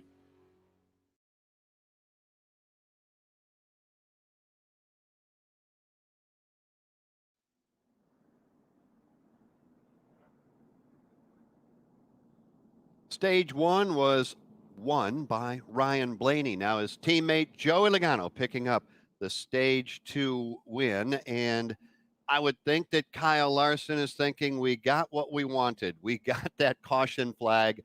We can get the car on the pit road. But how do you ensure that we don't have a 3 strikes and you're out mistake by speeding on pit road? I don't know. If I'm Cliff Daniels, the crew chief, I say, look, whatever your dash has been telling you, just subtract a few tenths of seconds off of that. Just slow down. We know he's got a great race car. Even if he loses 5 positions on the pit road exchange, he's got a good enough race car. You may be able to pick those back up. I'm not so sure he couldn't get out and push the car down pit road and still have the car to beat when it's all said and done. Pit road is open. Here they come. Dylan Walsh, we're going to start with you. Logano, Truex, everybody headed to their pit stall. And Martin Truex Jr. will pull off from second on the racetrack. Starting to lose the balance just a little bit. Said the center and the exit was more disconnected on that run than it was even on the previous run. Car not cutting through the center of the corner quite as well. 4 tires and fuel for him. William Byron feels like he's pretty good. 4 tires and fuel. Kevin Harvick said he's too tight, has no bite on the exit of the corner. Steve Post. Chase Elliott was in. The car went very tight over that run, so they're going to do a chassis adjustment. Chassis adjustment as well for Joey Logano. He also is reporting tight. Very first pit box, Brad Keselowski, chassis adjustment there. He's just really struggling with turns 1 and 2 getting through there. Denny Hamlin, 4 tires, Sunoco fuel. Joey Logano wins the battle off from pit road. Hamlin second, looks like Martin Truex Jr. and Ryan Blaney, the top 4 drivers off pit road. Pit stops, lap number 194. Spot on. Steve Post at the exit of the pit lane. There's 117 laps to go here at Phoenix. There's more than 100,000 miles of underground utility lines in the state of Arizona alone. Knowing the location of underground utilities before any type of digging is the simplest and most effective way to prevent serious injury and reduce or eliminate damage to the utility services we all rely on every day. Stay safe and help prevent damage to our underground utility lines. Know what's below. Call 811 before you dig. Visit call811.com for more information.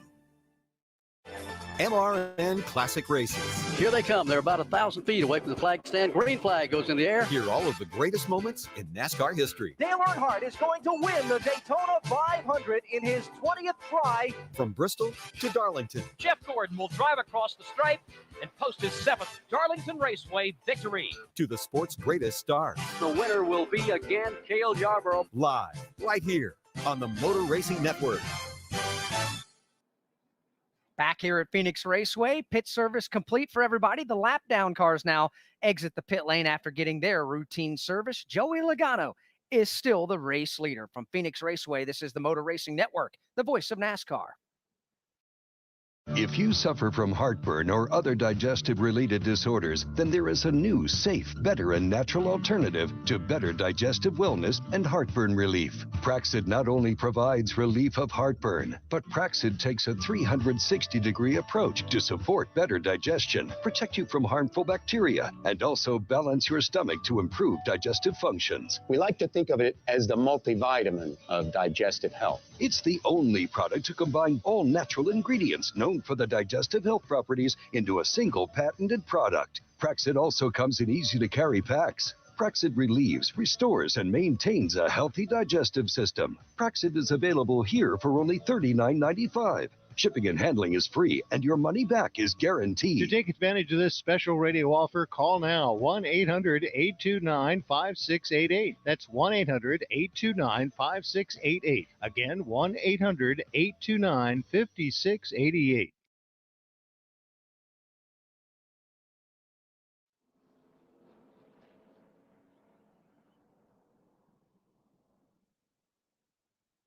Back here at Phoenix Raceway, the cotton candy vendors, the popcorn vendors, working through the grandstands here at Phoenix Raceway.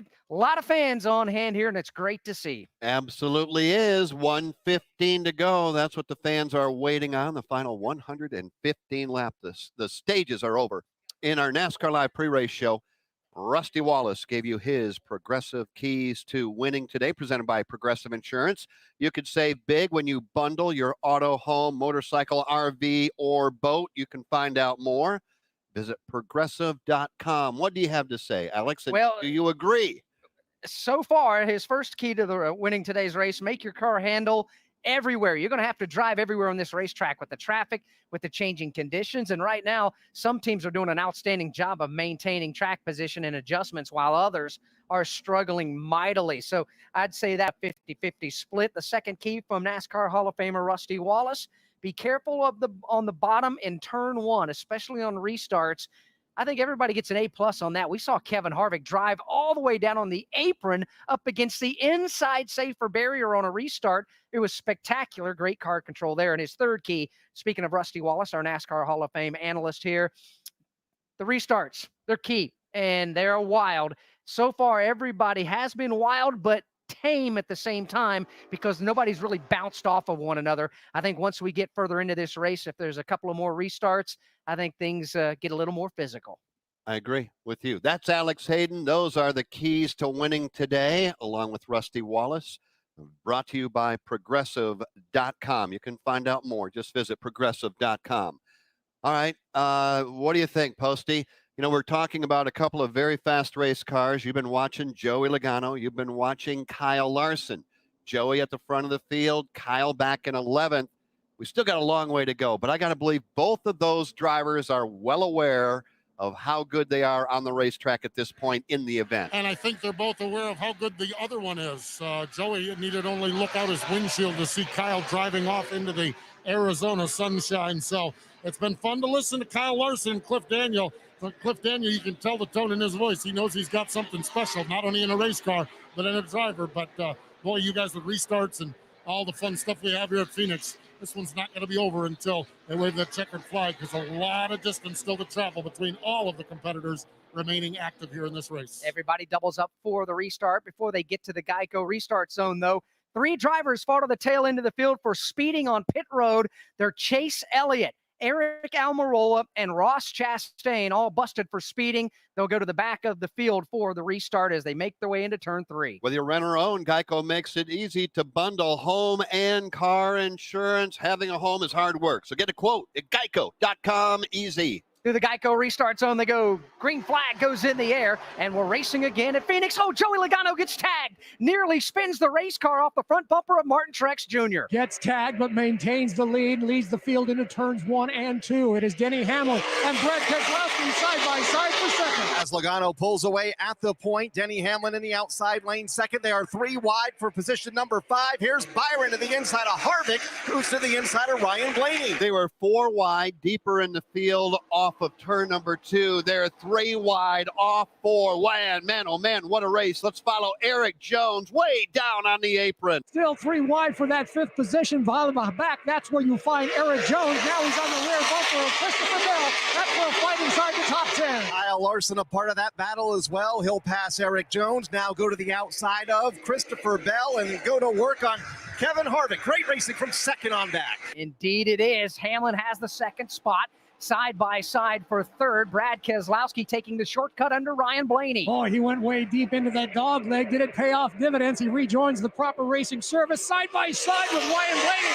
Blaney will hold on to the first spot as he exits off turn 2. Brad Keselowski will get kicked back to the 4th spot. Then it's Martin Truex Jr. top 5. They get single file. Then the racing is on from 6th on back between Byron, Bell, Harvick, and Larson. Working lap 202. There are 23 cars on the lead lap, and we've got a great race going on right now. Driving away from the field, or trying to, is Logano. Then it's Hamlin, Blaney, Brad Keselowski, and Martin Truex Jr. Let's pick up the battle for second off turn 2. Denny Hamlin has that second spot by a car length over Ryan Blaney as race leader Joey Logano begins to pull away at the point. Call it 5 car lengths between Logano, the leader, and Hamlin in second. And another 2 car lengths back to third place, Ryan Blaney. Then it's Brad Keselowski, and then the closest battle there is now Martin Truex Jr. and William Byron. Martin Truex Jr. has the 5th position. William Byron wants it. They both ride that low line. Byron not able to make up ground through turns 1 and 2. Behind them, here comes Kyle Larson back to the inside of the racetrack, is side by side with Christopher Bell for the 7th spot.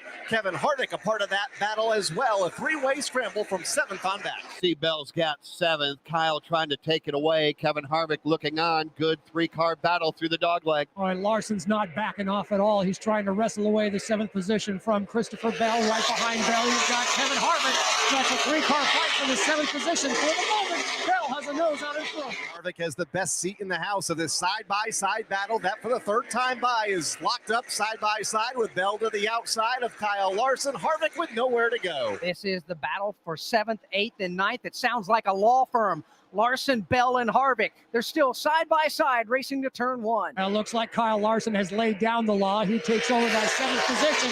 He'll let Kevin Harvick and Christopher Bell fight it out for the 8th position.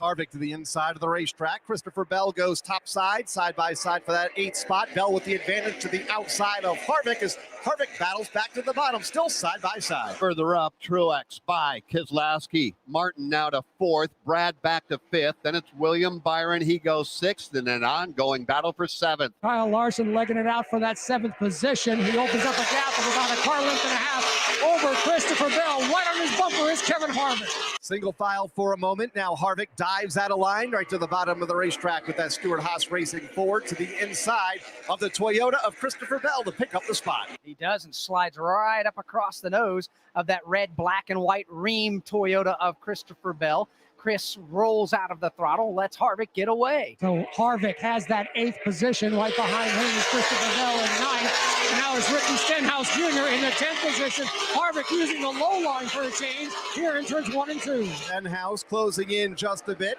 as is Bubba Wallace running just outside of the top 10. He's in the 11th spot ahead of Eric Jones. That's not bad. We'll keep an eye on Bubba Wallace trying to crack into the top 10. That'd be the first time this afternoon. 2:08 down, 1:04 to go. So we're about a third of our way through this race. Top 10 at the moment. Logano, boy, he's been up front for a long time today. Denny Hamlin goes 2nd. Ryan Blaney 3rd. Truex 4th. Brad Keselowski 5th. Then you get back to 6th. William Byron, how long will he have that? Because you got Kyle Larson running him down. Kyle goes 7th. Kevin Harvick 8th. Christopher Bell ninth, and Ricky Stenhouse Jr. having a very good, very quiet afternoon here. But Stenhouse has been in or around the top 10 all day long. He has indeed. He's had a nice run for sure, as has Eric Jones after posting a top 10 finish last week at Las Vegas Motor Speedway. That Richard Petty Motorsports Chevrolet has been right around the 10th position for most of today's race as well, currently running in position number 12. You know, another driver that we got to call out, because we called him out early, was Chase Briscoe, running right behind Eric Jones. We said, you know, Chase is learning the hard way, you know, learning the ropes at the Cup Series level, and he was well outside of the top 20. In fact, I believe at the time when we were talking about him, he was 28. How about the fact that right now he's running inside of the top 15 behind Eric Jones in position number 13? So, you know, it's one of those deals, don't you think, Alex? I'm not going to win this race on the first lap. The only thing I can do is tear up this race car. I need to log laps. I need to learn. And Chase Briscoe is a fast learner, and right now he's proving that to be the case. Absolutely the case in point for sure. There's 100 laps to go in the race. Dylan Welch, we talked about Chase Briscoe a little earlier in the broadcast, but it bears repeating. You learn. Every single lap you turn on a racetrack, you learn more and more and more.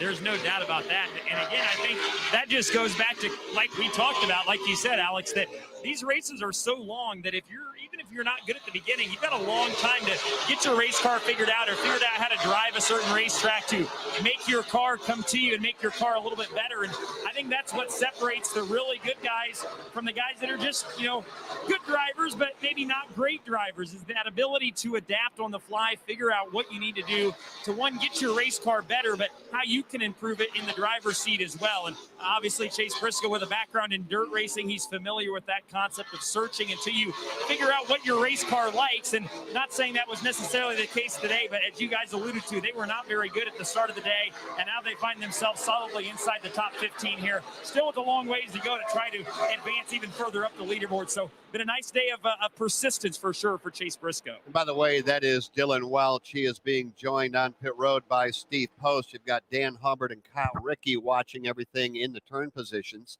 My name is Jeff Striegel, and alongside is Alex Hayden. We had one change inside the top 5 while Dylan was giving that report, Truex by Ryan Blaney. And, you know, Alex, real quickly, then we'll get back to the track. The NASCAR superstars are locked into the top 10. No doubt about that.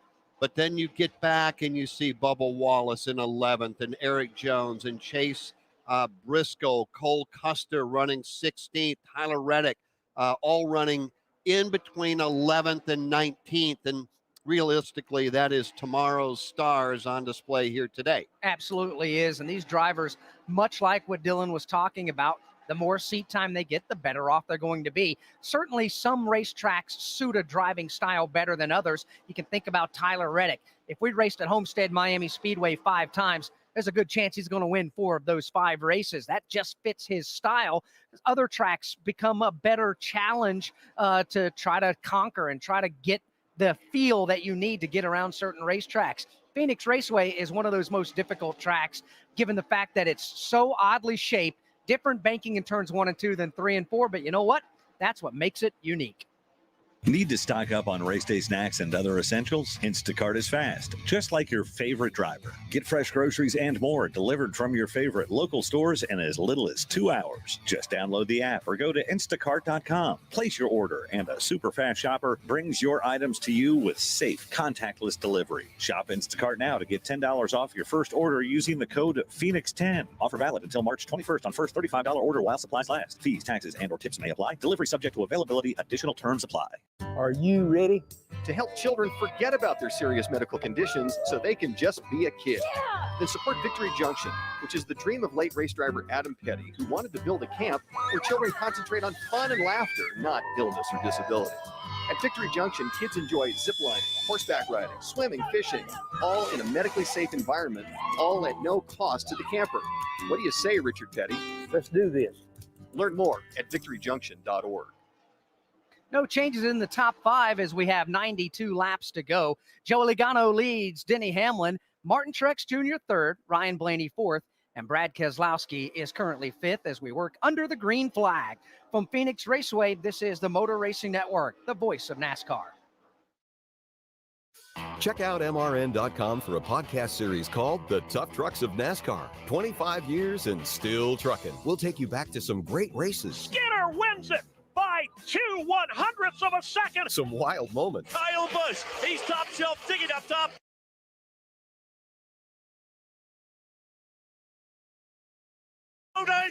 We just bumped heads, and one of those things. It ended up being a rivalry. And the stories that go with them. Ron Hornaday Jr. truly is a character. Download the shows for free on iTunes and at MRN.com. He's one of NASCAR's all-time greats.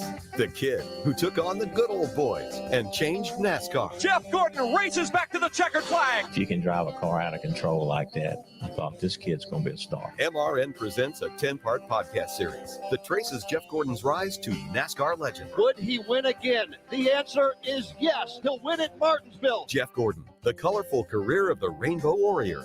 Available now at MRN.com and your favorite podcast source.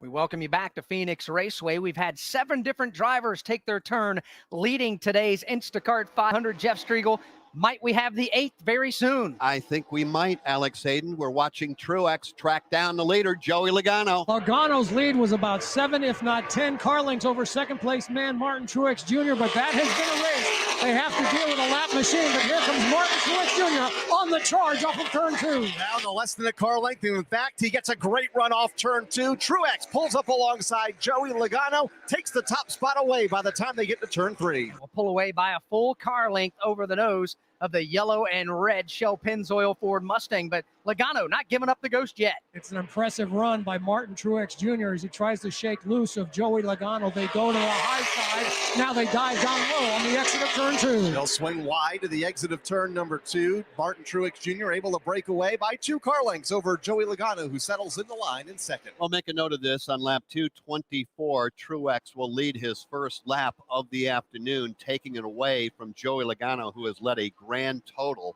of 129. That was also not the only change inside the top 5, as Kyle Larson got by Ryan Blaney. So the new top 5 now on lap 225, Truex, Joey Logano, Denny Hamlin, Brad Keselowski, and Kyle Larson. Martin Truex Jr. being the race leader, Jeff. When you look at Truex here over, let's say, the last 40 or so races, things have not been Martin Truex Jr.-esque, if you will. He's had his struggles or so. Well, isn't it crazy? You almost need the stat just to believe it. Do you realize that in 43 starts, he's only got 1 win, and that came 29 races ago when he picked up the win early in the season last year at Martinsville? Is that just a simple, I hate to use the word simple, but there used to be Cole Pearn on the box, and now you've got a new man on the box. And is it just a matter of getting together and working together and understanding what one and the other needs? I would say there's certainly a large degree of that. James Small is the crew chief right now, who took over for Cole Pearn, but it's not like Truex and James Small didn't have a relationship. James Small was the lead engineer while Cole Pearn was the crew chief. After Cole decided to step away from the sport, move back to the native Canada, open up a ski resort, they tapped James Small on the shoulder and said, okay, you're the guy.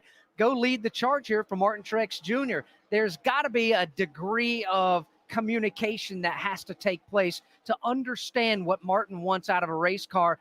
When you're an engineer, that's one thing. You're putting numbers into computers and trying to figure setups and geometries of race cars out. It's totally different when you're listening on the radio to your driver tell you exactly what he needs. And Dylan, weigh in on this, because Truex at one point, and this was well into the event, maybe 50 laps, maybe 75, Truex was well outside of the top 15.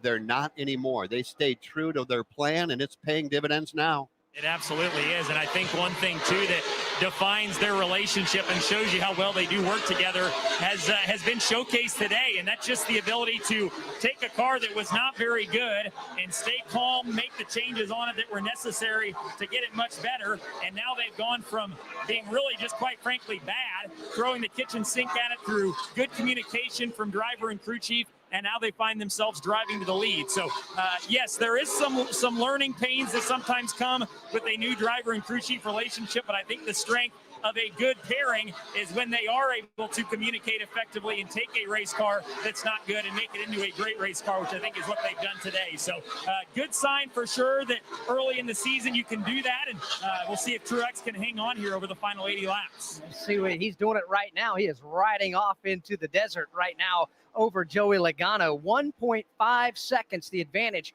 for Martin Truex Jr. after he passed Logano. Denny Hamlin third, Brad Keselowski fourth, and Kyle Larson is fifth. Let's pause 10 seconds for station identification on the Motor Racing Network.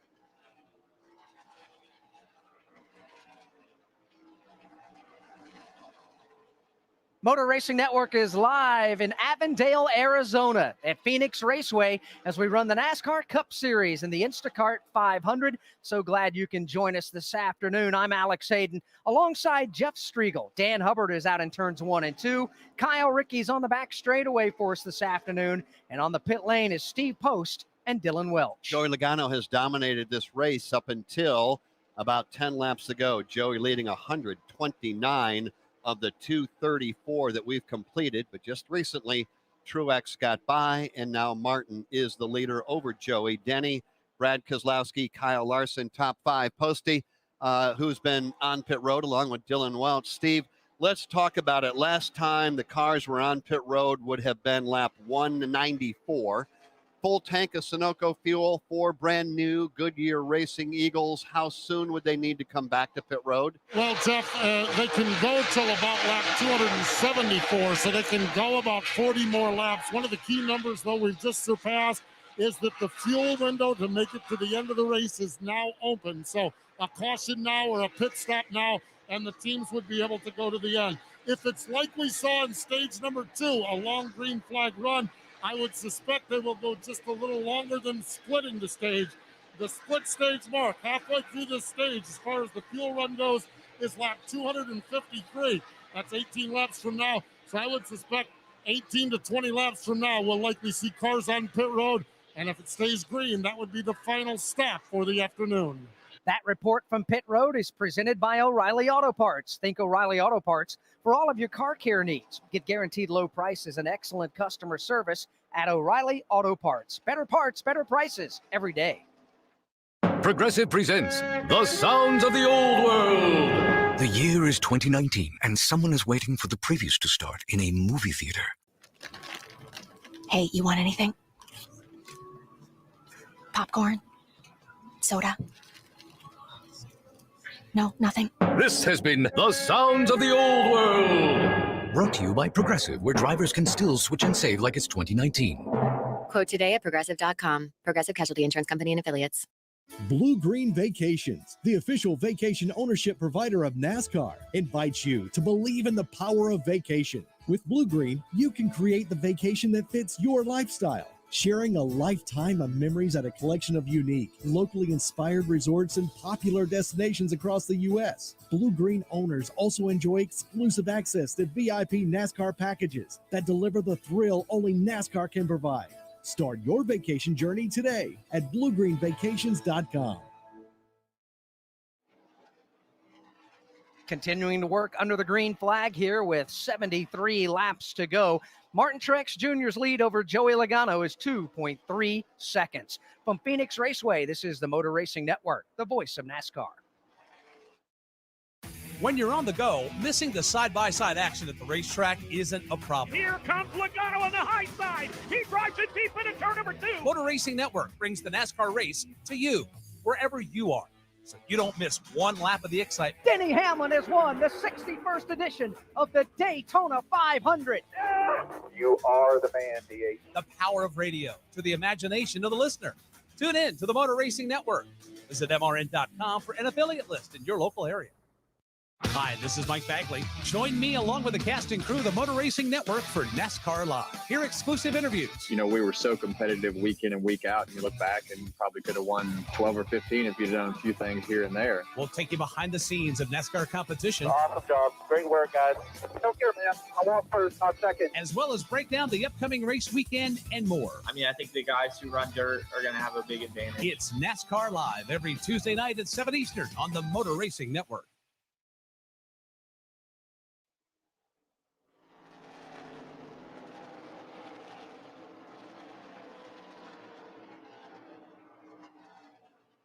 Martin Truex Jr. still the race leader with 70 to go, but Jeff Striegel, there's a great battle for second off turn 4. All of a sudden, Joe Gibbs' Toyota is beginning to come to the front. Dan Hubbard, you've got Logano going second, and then Denny Hamlin. Joey Logano has been experimenting with different lines, trying to find out what'll work best for his car. He's been fading over the last 10 laps. Denny Hamlin now only a car length and a half behind Joey Logano. This battle, the full length of the back straightaway behind race leader Martin Truex Jr. for the second spot. Logano has it for now over Denny Hamlin. I mentioned Joe Gibbs Racing. They've won 3 of the last 5 NASCAR Cup Series races here at the Phoenix Raceway. Kyle Busch has won 2 of them. Denny Hamlin won another one. They race back into turn number 2, still fighting for second. All Joey Logano can do right now at this point is block.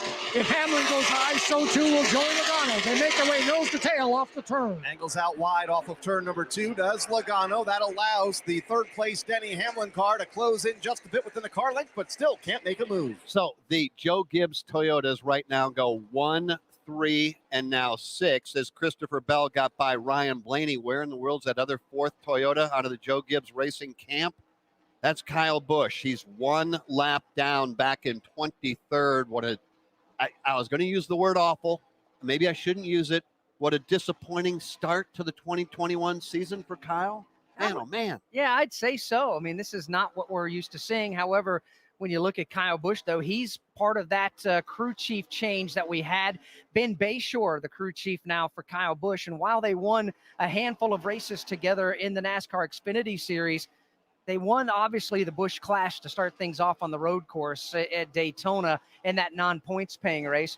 Outside of that, not a whole lot has happened for Kyle Busch. He's had some decent runs, though, as we now focus on the racetrack here in turn 3 for the second place battle. Up the racetrack goes Joey Logano. To the bottom of the racetrack goes Denny Hamlin, new man in a runner-up position. That's Denny. Logano now will tuck in line and go third, all the while Truex continues to just drive away from everybody as we're down now to just 65 laps remaining. Truex, Hamlin, Logano, Keselowski, Kyle Larson, top 5. And Bubba Wallace is continuing to climb the leaderboard as well. He's flying the McDonald's colors. Bubba just passed Kevin Harvick and Ryan Blaney on the last lap. So give Bubba Wallace the number 7 position, and he's been able to drive away from them by some 10 car lengths. Good run by Bubba Wallace up to 7th. Now we are hearing, and thank you, Dylan Welch, reporting that he expects to see William Byron on pit road, and he's there now. He is, and they got a wrench in the right rear. Byron reporting that the car was just starting to get free on him over the course of that run. Going to be 4 good years in Sunoco fuel for William Byron, the first of the green flag stops, but everybody else is getting ready. Crew's starting to climb on top of the wall. We'll find out who dares come off the racetrack under green flag conditions to make a stop. And it is a gamble, Steve Post. You have to be able to come in and hope that it stays clean and green and there's not a caution flag while you're on the pit lane. Yeah, absolutely. You've got to make sure that it stays out there and stays green. But a lot of times that'll force the hand. Rudy Fugle might have forced everyone's hands because as that car came onto pit road, things started to pick up as far as crew members stretching and those getting up on the wall as well. We're going to see pit stops here very, very soon for the rest of the field. All right, thank you very much, Posty. Let's pick up a good battle from third on back. Joey has slipped back to third. Brad goes fourth. Joey's going to give up and come to pit road. And Kyle Larson, who was in that battle as well, also will come off the throttle and come to pit road. Lap 250, Joey Logano and Kyle Larson are on pit road as Truex continues to lead. Hamlin stays on the racetrack.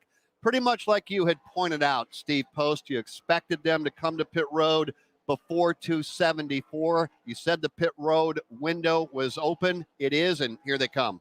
Joey Logano is in. The car is a little bit loose. Going to be 4 tires, Sunoco Racing Fuel. Kyle Larson came down. He's in his pit box right now. Chassis adjustment. In this run, the car got a little tight, meaning the nose wanted to slide up the racetrack. Cliff Daniels said no sense in waiting any longer. Let's bring him down. Kyle Larson, Joey Logano down and away. Dylan Welch. Chase Briscoe is in as now business starts to pick up for more consistent pit stops. Chassis adjustment being made on Chase Briscoe's car. Kevin Harvick car as well, getting a chassis adjustment. 4 tires and fuel for Harvick. Steve Post. Brad Keselowski is in. The last changes were good. A little bit more in that direction. 4 tires, Sunoco Racing Fuel. Denny Hamlin reports that the car was a little tight in the center. Minor adjustment there for Denny Hamlin. Ryan Blaney got pit service as well. Here on lap number 252, Chase Elliott is in. That car has gone very, very tight, is what Chase is reporting. 4 tires, Sunoco Racing Fuel. He just about makes contact. We just about had a crash. Christopher Bell was turning in. Chase Elliott was turning out. They almost came together. Here's Christopher Bell getting his pit service. 4 tires and Sunoco Racing Fuel, lap number 253. Dylan. Eric Almirola was the only one in during that lap, and they made 4 tires and fuel. Sounds like Martin Truex Jr. is coming down, and indeed here he is. Crew is on the wall. Truex has continued to feel like they've made the right adjustments so far today after feeling a little bit disconnected the last couple runs. Felt like that run was pretty solid for them as he drove the lead and drove away. 4 tires and fuel. No adjustments for Martin Truex Jr. Here's Bubba Wallace as well as Tyler Reddick coming in. Bubba having a nice day in a McDonald's Toyota for 23XI Racing inside the top 10. 4 tires and fuel for him. Doesn't look like any adjustments, but he's been pretty happy here in the closing stages of this race with his race car. Steve. You mentioned Tyler Reddick coming in. He has been fighting a tight condition all day long. Every run, that nose has wanted to push up the racetrack on that Chevy Camaro. They're going to take one more crack at it. That's Randall Burnett, the crew chief on Tyler Burnett Chevrolet. As they exit the corner, Martin Truex Jr. now pulling on the track in turn number 1, and Dan Hubbard. Here comes Hamlin, Logano, and Keselowski. They are several car lengths back behind Martin Truex Jr. It's about 10 to 20 car lengths. Here comes Denny Hamlin with Joey Logano in tow. And they come off of the turn 2 and up the back straightaway. In fact, Martin Truex Jr. already into turn 3. Then it's going to be Kyle Larson next in line, followed by Denny Hamlin, Joey Logano, and Brad Keselowski. Well, he got on and off of pit road that time, talking about Kyle Larson, who has been busted today, not once, but twice for speeding. And right now, he came in what, position number 5, I believe, 5 or 6. And now he tucks in behind the race leader. So getting it done on pit road is Kyle Larson. We got one in the fence. That's Tyler Reddick. Yeah, he washed way up the racetrack. Looked like he scraped the wall midway between turns 3 and 4. Has been able to right the ship there, and Tyler Reddick's going to continue on under the green flag. What? Larson working or making that Kyle Busch, excuse me. He may have gotten the wall. Kyle Busch with right side damage. You can see it on the tires. Dan Hubbard, take a look at this. Obviously, Kyle Busch getting the fence over there a lap ago. It happened, you're right, just a lap ago. He got a little bit loose, scraped the wall at least twice, and now the speed is way off for Kyle Busch. He's getting past both left and right. Alex Bowman goes to his outside. Other cars now look to the inside of the Kyle Busch car, including Eric Almirola. That car off the pace in turn 3. Tough break for Kyle Busch. He's been a lap down for the better part of the middle stages of this race. Finally getting back on the lead lap with a little strategy and a great pit stop. And now Kyle Busch has got damage to the right side of the race car, being passed in wholesale fashion. A couple of Team Penske drivers getting after it here at the start-finish line. Joey Logano, Brad Keselowski, they race for 4th. They come through the dogleg and into turn 1.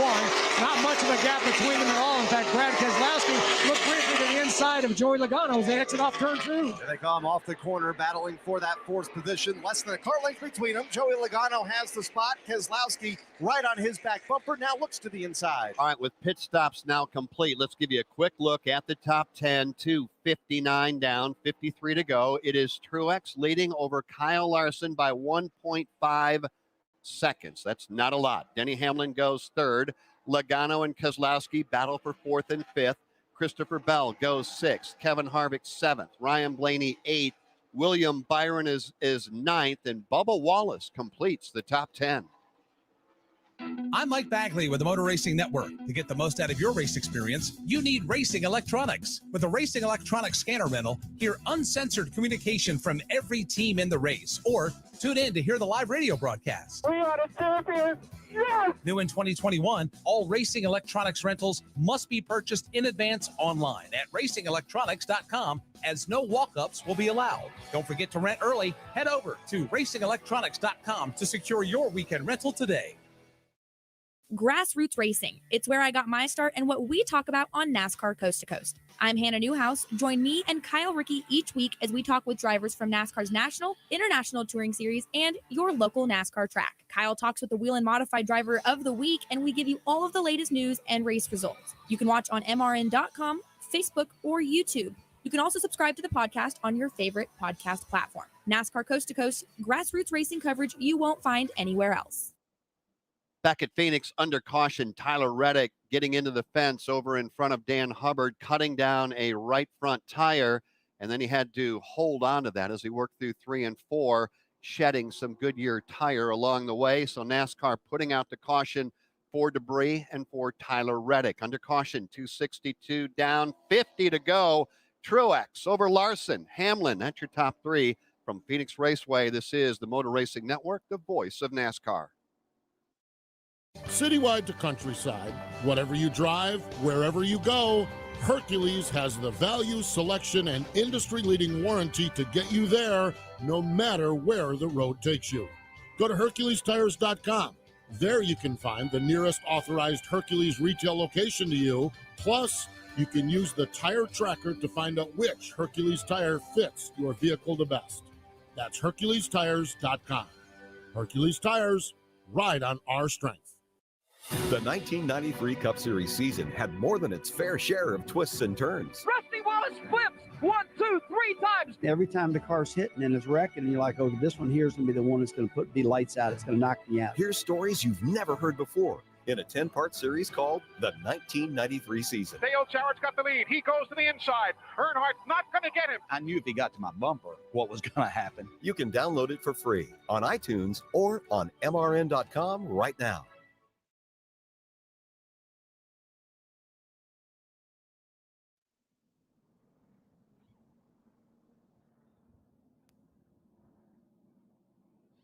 Green light at the head end of pit road coming on just a moment ago. So pit road is open. Now the question is, Dylan Welch, who's going to come to pit road and give up track position and who stays out? We see Truex. We see Larson. We see a number of cars lining up and heading your way. I was going to say, I think you're going to have quite a few here. I think we've got enough laps left that you're still going to want to bolt some new tires on. First to hit his box is going to be Martin Truex Jr. Said that the takeoff speed just on that initial run after those new tires left a little bit more to be desired, but overall still pretty happy. Just 4 tires and fuel for him. And looking further down pit road, Ricky Stenhouse Jr. said he was still a little bit tight. William Byron said that their entry was better on that run. It's going to be 4 tires and fuel for him, Steve. Kyle Larson is in, 4 tires, Sunoco Racing Fuel. Joey Logano going to be a tear off the windshield, 4 tires and fuel. Here's Brad Keselowski, minor chassis adjustment on that car. Denny Hamlin has the very second pit box. He's been so solid all day long. Hamlin, 4 tires and fuel. The race off from pit road. Joey Logano gets it. Logano's crew wins the battle off from pit road. Martin Truex Jr., Brad Keselowski, looks like Kyle Larson, 4th fastest here. Pit stops, lap number 264. It was indeed Logano and Keselowski.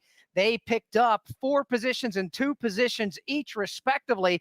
Martin Truex Jr., Kyle Larson, Denny Hamlin is how they came off of the pit lane. So great stops down there for the Team Penske pit crews. Man, I was just watching Logano's crew just high-fiving one another. They knew they ripped off a stop that would put their driver back out front here at Phoenix when it matters the most with only 47 laps to go. You know what? I'm happy to say we haven't had the need to go to the care center at all. When we do, of course, our MRN Care Center reports are brought to you by Blue Emu, Maximum Pain Relief, official pain relief cream of NASCAR. Blue Emu product supports healthy muscles and joints. Blue Emu works fast and you won't stink. Field still working under the caution flag. They did not get the one to go this time by. Dan Hubbard, it's been a fantastic race today. We've got 47 laps to go right now. What has been the preferred racing line down there in turns 1 and 2? That's a great question. And if I had to give an answer, I would say the high side. For the most part, they are using that traction compound on that outer line. But every once in a while, and particularly when they get fresh tires like this, you will see guys utilize that lower line to their advantage. So it'll be interesting to see what happens on this restart. But it wouldn't surprise me at all if some of those front runners, after they're done with the apron through the dog leg, well, they may continue to hug the bottom through turns 1 and 2 only because the tires are fresh. All right, Dan Hubbard, thank you very much. He's over in turn 2. Kyle Rickey's in turn 3. Postman and Dylan Welch are on pit road. Bubba Wallace stayed on the racetrack. I'm trying to figure out why. He was running solidly in the top 10 now. He was running 9th, 10th, having a good run. Now you elect to stay out, not put brand new tires on the car. Why do you do that? Well, they came to pit road on lap 254. They were one of the last cars to come to pit lane on that cycle of green flag stops. So they only have 10 lap older tires than everybody else. And clearly Wheels, the crew chief, Mike Wheeler, feels like that strategy is going to be the one to play out. Maybe a little clean air will compensate for the 10 lap older tires. However, he hasn't been at the front of the field all day long, so in my eyes, he hasn't had the raw speed that Logano, Keselowski, Truex, Larson, Hamlin, those guys have had. We're about to find out here in just a few more laps when they get him back underneath the green flag. So 10-lap older tires for Bubba Wallace. He'll be the race leader with everybody else on fresh Goodyear Eagles. 2311, that brand new team owned by Denny Hamlin and Michael Jordan, now leading here at Phoenix with 45 to go next time by. But like you said, he'll be on older tires than everybody else that lines up behind him. So it's Wallace, Logano, Keselowski, Truex, Kyle Larson, top 5 under caution. Hamlin goes 6th, then Harvick, Byron, Blaney, and Eric Almirola. That is your top 10. Looking a little bit further down, Chase Elliott really has not rebounded much, Alex, since he was busted on pit road several laps ago. Yeah, back on lap 194, he got busted for a speeding penalty there. And yeah, you're right. He really has not driven back through the field. Currently 13th. We look at the flag stand. We see the 1 to go. Bubba Wallace will choose the inside lane, and it looks like everybody's just going to go inside and outside. No real movers or shakers on the choose rule. Kevin Harvick had the opportunity to go to the inside. He elected not to, so he'll give up a spot there and tuck in behind Denny Hamlin outside of row number 4. So it lines up this way. Bubba Wallace to the inside with Logano to the outside row 1. You've got Brad Keselowski to the inside of Martin Truex Jr., row 2. Row 3 has Kyle Larson to the inside of Denny Hamlin. And then you've got William Byron now to the inside of Kevin Harvick. If we stay green, what do you think? Now, number 1, we're going to get a land rush. I think you used that word a few moments ago going into turn number 1. Yeah, I think we're going to have that again here. There'll be 44 laps to go. By the way, Chase Briscoe fans, busted speeding. He'll go to the back of the field after finally climbing up the leaderboard. But I think you're right, Jeff. A land rush going to turn 1 here as they hit the Geico restarts. Well, let's see what Bubba Wallace can do. Can he fend them off? Here they come, off 4 to the start-finish line. Oh, he bangs into Joey Logano. The two of them make contact. They get away, but it's going to be 3 wide down the front straightaway.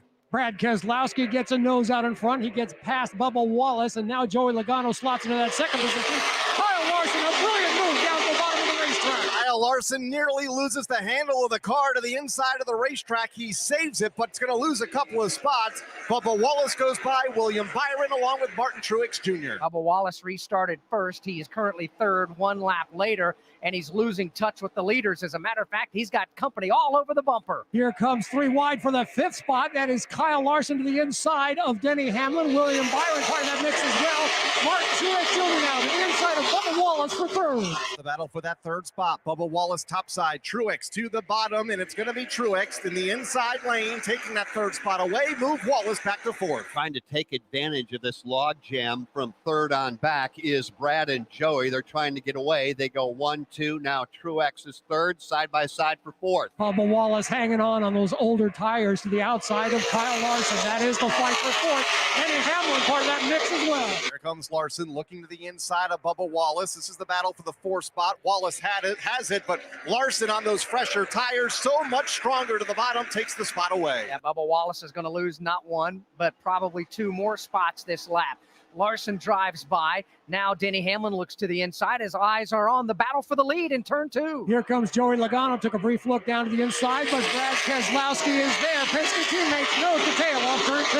Keselowski by a car length over Joey Logano. Then a bit of a gap back to Martin Truex Jr. running all by himself in third. Kyle Larson fourth. Behind them, Kevin Harvick steps out of line, makes a move to the inside of both Bubba Wallace and Denny Hamlin. How about 3 wide off turn number 4? Harvick on the inside, Hamlin in the middle, and you've got Bubba Wallace to the outside. Boy, Hamlin wanted to move to his left side, but Harvick was right there in a 3-car fight for the 5th position. Throw Bubba Wallace in there as well. Harvick hugging it down to the bottom through turns 1 and 2. Denny Hamlin strong in the outside lane off of turn number 2, hangs on to that 5th spot as we have a battle for the lead further up. Logano looking to the outside of Keselowski. Keselowski now drifts up the racetrack, cuts off the advance of Joey Logano. Logano with a crossover going for the lead. Ground stairs went Joey Logano through the dog leg. Now he rejoins the racing surface to the outside of the yellow line of the apron, and he slides up the bank in front of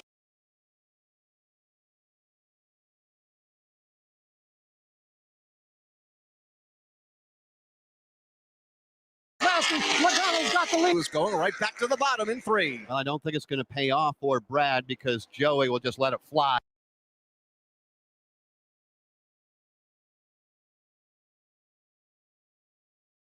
But Wallace, they all exit turn 2 and hit the back straightaway. All this racing just outside of the top 5, led by Kevin Harvick off of turn number 2. A car length in hand over William Byron. Chase Elliott goes to the outside. Then it's Bubba Wallace and Eric Almirola.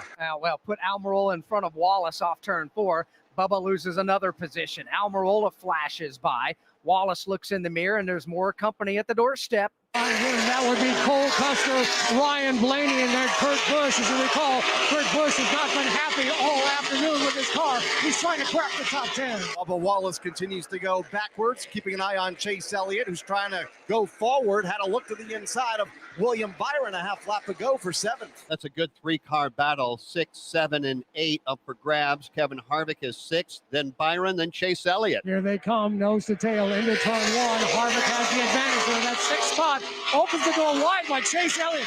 Elliott's driving the wheels off. He's got it sideways off turn 2. Second lap in a row, Chase Elliott's gone to the bottom of the racetrack, and he was up alongside William Byron both times, but Byron's so much stronger in the outside lane with that momentum. With 35 laps to go, watching the race from 6th, 7th, and 8th on back, led by Kevin Harvick. That is Kevin Harvick. That is William Byron. And here comes Chase Elliott. Been very, very aggressive through turns 1 and 2 on the last 2 laps. Not so this time. In fact, maybe losing touch of William Byron. Not close enough this time off of turn number 2 for Chase Elliott to make a move. Lost a couple of car lengths to William Byron, who continues on the back bumper of Kevin Harvick. 34 laps to go. We'll give you a quick look at the top 10. Joey Logano is out front. His teammate goes 2nd. The advantage right now for Joey is about 7, maybe 10 car lengths. Brad's got 3 back to Truex. Truex has 10 back to Kyle Larson. Another 5 back to Denny Hamlin. So that's your top 5. Then you get back to Harvick and the rest of the group. Yeah, Harvick is 6th, Byron 7th, Chase Elliott 8th, Eric Almirola 9th, Cole Custer is 10th. Think about Bubba Wallace. Just 12 laps ago on the restart, he was the race leader. Here now Bubba Wallace is back to 14th on 10-lap older tires. Put that down in the notebook when we come back here in November. Postman, do you think that they're making a note of that? Obviously, what would 10-lap old tires do to brand new Goodyear Racing Eagles? And I think everybody, I'm guessing, probably has the answer. You're absolutely right. Every element, every situation is a case study, and we've learned that 10-lap old tires doesn't seem like much, but especially at the end of the race, and especially with a restart, 10-lap old tires are not going to be the answer to have a good up-front finishing spot, as we're seeing with Bubba Wallace now as he's dropped back from that lead running spot. Got a good race for the number 2 spot on the racetrack. Martin Truex Jr., Brad Keselowski go wheel to wheel off the 4th turn, past the start-finish line, headed to turn number 1. The longer we get into this run, the better Martin Truex Jr. gets. To the inside of Brad Keselowski into turn 1. He'll beat him to the entrance. Martin Truex Jr. now holds down the 2nd position. Looks like might be trouble for Kyle Busch off of turn number 4 as the race leaders come up the back straightaway with Joey Logano showing the way. And we're going to get a caution flag. Kyle Busch is, like Kyle Rickey pointed out, off the pace. Just a awful day for Kyle Busch. The flag will fly, the yellow one will, at 2:82, leaving us with 30 laps to go. So a long day, getting a lot longer for Kyle Busch, that is for sure. Joey Logano, probably the last thing he wanted to hear in the year was Truex now to second, because I think Joey realizes just how good Martin's car is at the moment. Well, yeah, there's 30 laps to go. These teams still have 2 sets of brand new Goodyear Eagles in the box.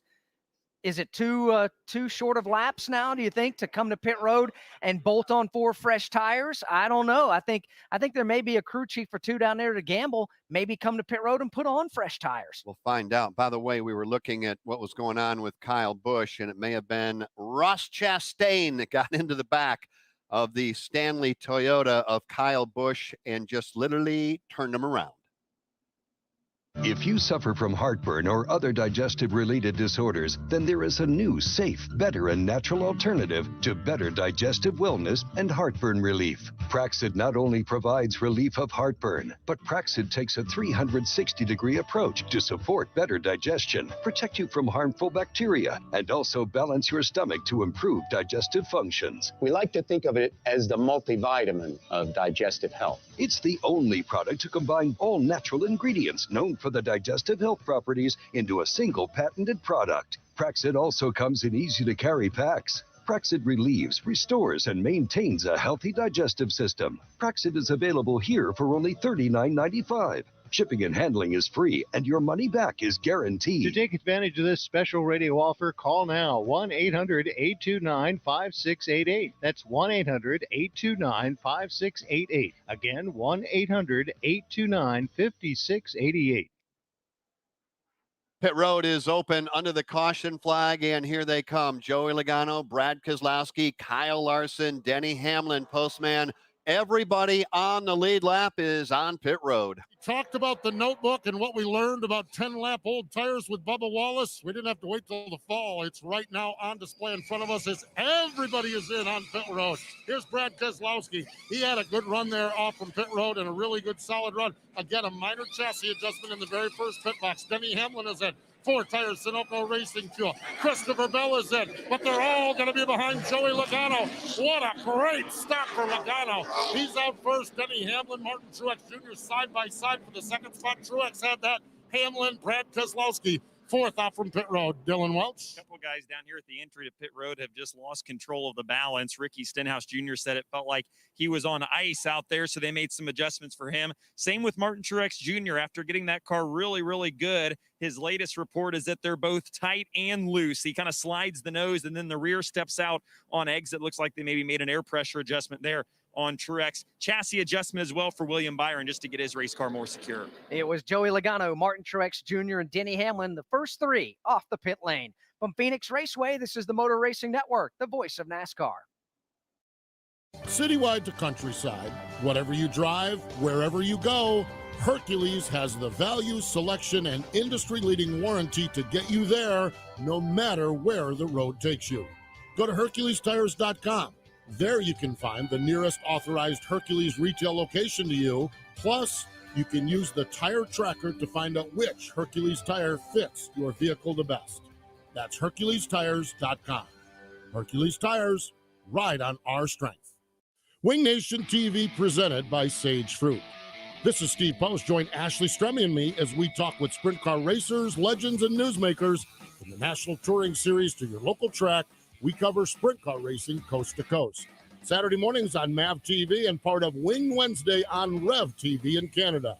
We'll take a look at the tweet of the week and discuss the latest sprint car happenings and news.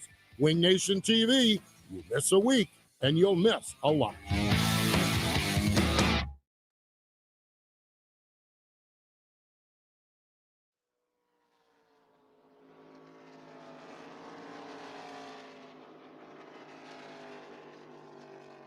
Back at Phoenix, 7 different lap cars opt to take the waiver round, so they'll pass the pace car and get 1 or more of their laps back, depending on if they're 1 or 2 down. They each get 1 of those laps back, and they'll fall in at the tail end of the field. However, they did not get to come to pit road since they chose to take the waiver round. We're going to get the choose rule going into play right now. Logano will see the opportunity first, and he will go to the inside of the racetrack. By the way, speaking of Joey Logano, that crew, led by Paul Wolf, was the #1 crew on pit road in 2020, and they are just absolutely killing it here today, knocking out pit stop after pit stop and putting Joey in position to win this race. A great job by the number 22 crew, all dressed in their yellow and red Shell Pennzoil uniforms. And, you know, after each one, they're high-fiving one another, and for good reason. They're getting it done. They are. Joey's been getting it done on the racetrack. He's led the most laps today, total of 142, but we still have 25 laps to go. The field is coming to the Geico restart zone. Whether you rent or own, Geico makes it easy to bundle home and car insurance. Having a home is hard work, so get a quote at geico.com. Easy. Well, hang on. We're going to rock and roll all the way through the dogleg, down the front straightaway and into turn number 1. And I can tell you that Logano wants to lead off 1, and so does Truex. So does Hamlin. So does Brad. Let's see who can do it. Green flag is out. 25 to go here at Phoenix. Logano way down on the bottom of the apron. Truex will stay high. They are still absolutely side by side for the lead. Martin Truex Jr., Joey Logano, and they stack up 4 wide for the 3rd spot. Hamlin hangs on to 3rd. William Byron, Kevin Harvick, Kyle Larson, side by side, 3 wide up the back, straight away for the 5th spot, just behind Brad Keselowski. Kyle Larson lets her fly around the outside. He'll get away from the 3 wide and get in front of them. Behind him, their fighter formation, 4 wide to turn 1. Chase Elliott, Kevin Harvick, Eric Almirola, and William Byron. Something's got to give. Give it to Eric Almirola and Chase Elliott side by side for 6. Almirola and Elliott side by side. Further up, here's Brad Keselowski to the inside of Denny Hamlin for 3rd. Kyle Larson looking on a car length back. Boy, Kyle wanted the inside line, and Brad just threw the block right in front of Kyle, nose to tail from 3rd on back. That's where they are stacked. You'll find Denny Hamlin, his mirrors full of Brad Keselowski right behind him, and on the bumpers, Kyle Larson. Larson tries that middle group, and here comes Chase Elliott. All of this racing behind leader Martin Truex Jr., who has been able to get away by a couple of car lengths over Joey Logano. 4 more lengths back to the battle for 3rd with Hamlin, Keselowski, Larson, and Elliott. All of these drivers right together from 3rd on back. Behind them, they're stacked up double wide, a couple of rows deep. Phenomenal racing here at Phoenix. William Byron trying to deal with Kevin Harvick at his left elbow. Eric Almirola, and now Christopher Bell, part of that mix. That's fighting outside the top 6. Side by side for position number 6. Byron to the outside of Harvick. Then it's Bell and Almirola just in front of Ryan Blaney. Further up, battle for 5th. Elliott to the inside of Larson. For lap after lap after lap, side by side, teammates in Chevrolet Camaros. It's Larson and Chase Elliott. Normally, when Kyle Larson rim rides, it's good enough for the position. Not so this time around. Chase Elliott taking it to the bottom of turns 1 and 2. They're side by side for 5th. And both of those Chevrolets closing in on the Team Penske Ford of Brad Keselowski, who runs in 4th. Car length back to Larson. He goes wide. Here's Elliott to the bottom in the 6th spot. Good racing with 20 laps to go at Phoenix. Side by side for position number 5 for the moment. Larson tries to get away from Chase Elliott. When they come through the dog leg, it looks like Kyle Larson will clear Chase Elliott. So Elliott has to back her down. Larson wants more. He's looking to the outside of Brad Keselowski. Using that traction compound topside to get the car wound up and a full head of steam to the back straightaway. Closes to within a car length of Brad Keselowski for that 4th spot. We'll pick that battle up in just a moment. We do want to go back and revisit one thing. If we recall, Kyle Busch brought out the caution flag on lap 282.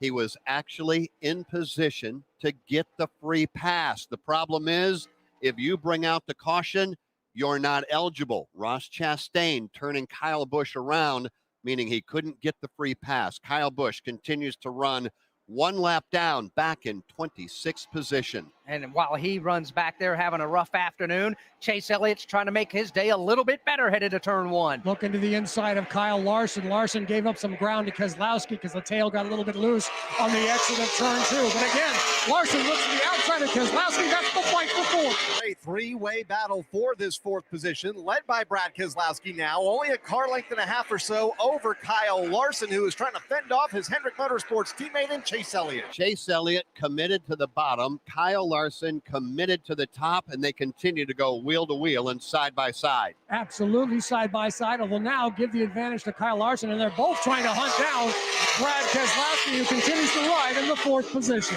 Kyle Larson so comfortable in that outside lane all afternoon, able to carry the speed off of turn 2 up the back straightaway, is able to clear Chase Elliott, and now go to work on Keselowski for fourth. He will indeed, as Keselowski works the outside lane. Kyle Larson looked to the bottom of the racetrack, couldn't find the run he needed up off of turn 4.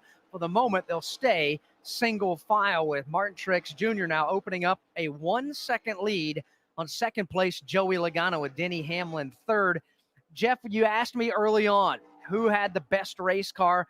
Obviously, 143 laps led for Joey Logano. He's had a good one, but here in the last half of this race, do you think there's a best race car out there? Yeah, it's the driver out front who's now led 48 laps. Cole Custer with problems. He just got the wall and has certainly wrinkled up the right front of that Ford Mustang, but he continues to go, and we continue to stay under the green flag.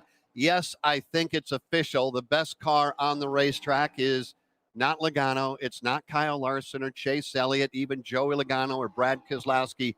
It took them a while to get there, but once Truex got there and got the lead, he's had a stranglehold on it. He absolutely has. Even though they've lost a position or two on pit road the last couple of pit stops, he's been able to drive right back with a car that comes to life about 3, 4, 5 laps into a run, and he continues to drive away. You mentioned Cole Custer got a piece of the fence. He didn't do it on purpose. Bubba Wallace got into the back bumper on the backstretch and absolutely picked the rear wheels up off the ground and turned Cole Custer right into the backstretch safer barrier. Heavy damage on the right front corner of the Cole Custer car. He's on the pit lane. Bubba Wallace will continue on. Bubba's running 16th. So you figure Cole Custer not happy with the driver of the 23, Bubba Wallace. More on that probably after the race. Getting down to it. Glad you've been aboard all day long.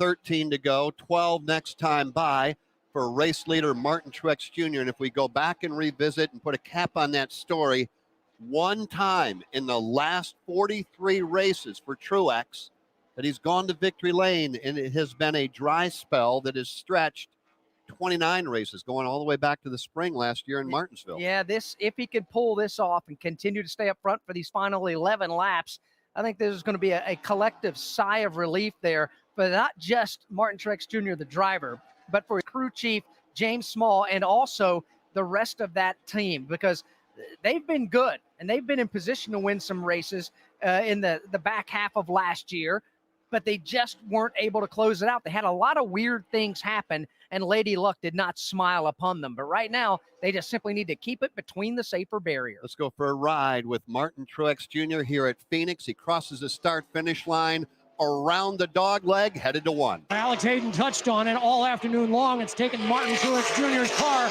about 5 to 10 laps to come in. Surprising right now because he has been fast from the drop of the green flag at the get-go on this restart. And he's able to maintain a pretty big advantage over Joey Logano. And when it does come in, he just simply drives away, doing exactly that right now. Call it 10, 15 car lengths between race leader Martin Truex Jr. and Joey Logano in that second spot. Logano built up a 1-second lead, and it appears he's just simply managing the gap back to Joey Logano in second. For the moment, Dan, clean racetrack in front of Truex. Absolutely. He's the thing about Truex here in turns 1 and 2, rock solid stable. The Toyota Camry is handling very well at this end of the raceway. I'm here in 3 and 4, right to the bottom of the racetrack, then lets the car drift up into that traction compound midway through turns 3 and 4. Gets a good bite off and pulls away. 8 laps to go. We're going to drop back and pick up Kevin Harvick. We really haven't talked a lot about Kevin today. He's been in the top 10. But he wants 6th and trying to take it away from Kyle Larson. Battling with Kyle Larson. As a matter of fact, Harvick almost made contact with that left rear quarter panel of Kyle Larson. Close quarter racing, nose to tail off turn 2. Might have been the first time all afternoon Kyle Larson was passed for position under the green a couple laps ago when Chase Elliott went by. Now the battle for 6th. Kevin Harvick looking the inside of Kyle Larson. It has been a rough start to the year for Stewart-Haas Racing as an organization this year. They've only led a total of 18 laps here in 2021. Harvick currently flying the colors at the front for Stewart Haas in 7th. Then you got to go back to 11th for Eric Almirola. Chase Briscoe is 22nd. And Cole Custer, a few laps down now after getting the wall on the backstretch. He's back in the 31st spot. It's been a rough start to the year for Stewart Haas Racing. Here's a quick look at the top 10 now. 6 to go. At Truex, Joey Logano, Hamlin, Keselowski, Chase Elliott, top 5. Harvick by Larson. Harvick 6th. Larson, Byron, Bell, Blaney. We're talking about a law firm, Byron, Bell, and Blaney. We're down to the final 5 laps to go here now. Here comes Truex. He'll bring that Toyota off of turn number 4. And Dan, the separation between first and second, let's put it at about 15 car lengths. Let's keep an eye on that because I'm not sure, but Logano may be closing the gap. Or is Martin Truex just kind of saving his car? I doubt it because just a handful of laps to go. Martin Truex would be hard on the throttle down the back straightaway. Still about 10 car lengths or so between the top 2. Race leader Martin Truex Jr. into turn number 3, running unchallenged. Joey Logano, 10 or so car lengths back in second. And Logano has about 5 car lengths on third place. Denny Hamlin, 4 laps to go for the leader back in 1. Just slight traffic up ahead for Martin Truex Jr. It is Cole Custer. Custer takes it all the way down to the apron, giving Martin Truex Jr. plenty of racing room off of turn 2. Free and clear of traffic now is the race leader. Martin Truex Jr. will close in on B.J. McLeod perhaps before this one is all said and done. Seabell got win number 1 for Joe Gibbs in 2021 on the road course in Daytona. Truex trying to get win number 2 here in Phoenix. Looks very solid, very clean through the dogleg and now into turn 1. Martin Truex Jr., as he has done for most of the afternoon, taking the high side through turns 1 and 2. The car drift up off of turn number 2. Joey Logano has changed his line a bit at the exit of turn 2, right to the bottom of the racetrack. Not closing in any, if anything. Truex continues to break away. He absolutely is as he rides up off turn number 4 with 2 laps to go. Still a lap car or 2 maybe on the horizon for Truex. That would be B.J. McLeod up ahead. We'll see how Martin Truex Jr. handles it. For right now, he is on cruise control through turns 1 and 2. Using that traction compound, he is off the corner, headed to turn 3. Distance between himself at the front of the field and Joey Logano in second. Call it 15 car lengths between the top 2 into turn 3. White flag is flying here at the Phoenix Raceway. The Instacart 500 Truex across the line, headed to turn 1 for the final time. Final time into the corner. He'll look at the inside of B.J. McLeod. Nothing doing there. It's clean and green for Martin Truex Jr. He leads the field off of turn 2. Takes the Bass Pro Toyota off of turn 2 for the final time at the front of the field in Phoenix. It's Martin Truex Jr., the race leader, into turn 3 all by himself at the point. Here he comes up off of turn number 4. Checkered flag in the air. And Martin Truex Jr. wins the Instacart 500 at Phoenix Raceway. 5 races in 2021, 5 different winners to start off the season. Truex wins, Joey Logano second, Denny Hamlin third, Brad Keselowski fourth, and Chase Elliott rounds out the top 5. Check out Scanner Sounds on NASCAR.com. Presented by Coca-Cola. Together tastes better. Coca-Cola Racing family member Daniel Suarez. My right front bumper. Bit of right front nose damage. We're looking into it, how bad it is. Slight crack, maybe a hole. Not as bad as last week, but it's definitely a little hole there. Want more in-car action from your favorite Coca-Cola Racing family drivers? Go to NASCAR.com each Tuesday to catch a new Scanner Sounds. Presented by Coca-Cola. For children with chronic medical conditions, Victory Junction means friends, fun, freedom.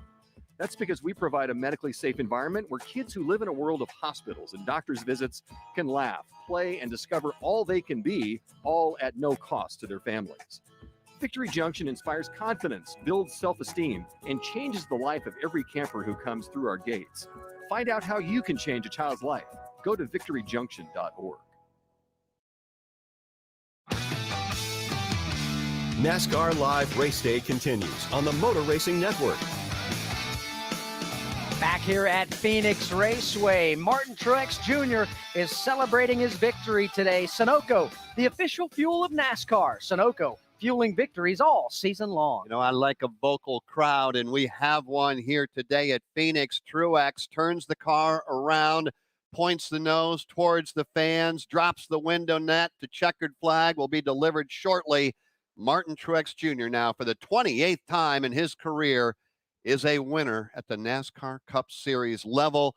We had been watching some of the other stories that we thought could develop. They haven't yet. Kyle Busch and Ross Chastain getting together, Cole Custer getting together with Bubba Wallace. We were talking about Christmas cards being exchanged.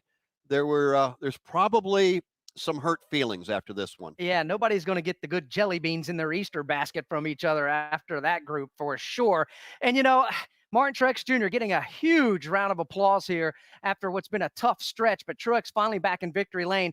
I love the fact that he did not do a big burnout. He just simply turned the car and parked it on the start-finish line. I like that move. Let's hear from the driver that finished 5th today, and that's Chase Elliott with our Dylan Welch. And a hard-fought 5th there, raced hard with his teammate Kyle Larson in the closing laps for 5th. Seemed like you guys just kind of hung around all day. How would you evaluate your race car? Yeah, it was we struggled really bad all the way up until that very last run, to be honest. But, got better and had a good pit stop there at the end and fought to the top 5. So a lot better than I thought we were going to do. All right, that's Chase Elliott. He'll come home in the 5th spot this afternoon. Good run for Chase Elliott. You can certainly hear in his voice the unpleasantness. He expected much more, expected a win to back it up like he did here in November. Back to Dylan Welch. And let's step in here and grab Brad Keselowski, who is chatting with crew chief Jeremy Bullins after a 4th place run today and ran up front for most of the afternoon, along with his teammate Joey Logano, but 4th today for Brad. Brad, how would you evaluate the performance today for you guys after starting up front? Not a bad day, just really consistent, top 5 all day. Got the lead towards the end there on that one restart, and I thought, oh man, I'm going to drive away. I just wasn't quite fast enough. So, learned some things from today. We tried some things here, Dylan, to try to be better and for the fall, and I don't know if they're necessarily better. So, a lot to learn. Well, it's a productive day for sure for Brad Keselowski. They'll come home in the 4th spot.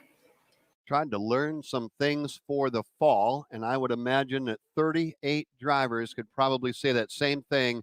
If we didn't win, we certainly hope that we learned something that we can apply when we come back here in November. Truex obviously learned something. Man, that car was good.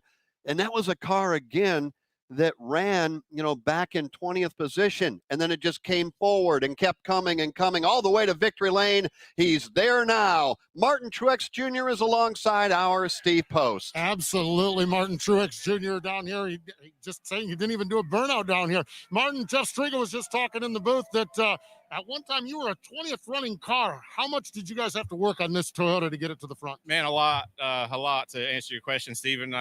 About lap 6 or 7, I hit the fence off of turn 2, and our car was just super tight to start the race. It wasn't any good at all. I cannot believe I'm standing here right now. What an effort by the guys on the team, and man, just unreal to hit the fence, to go to the back, to fix it, to make some huge adjustments, and to be able to run as good as we did at the end there.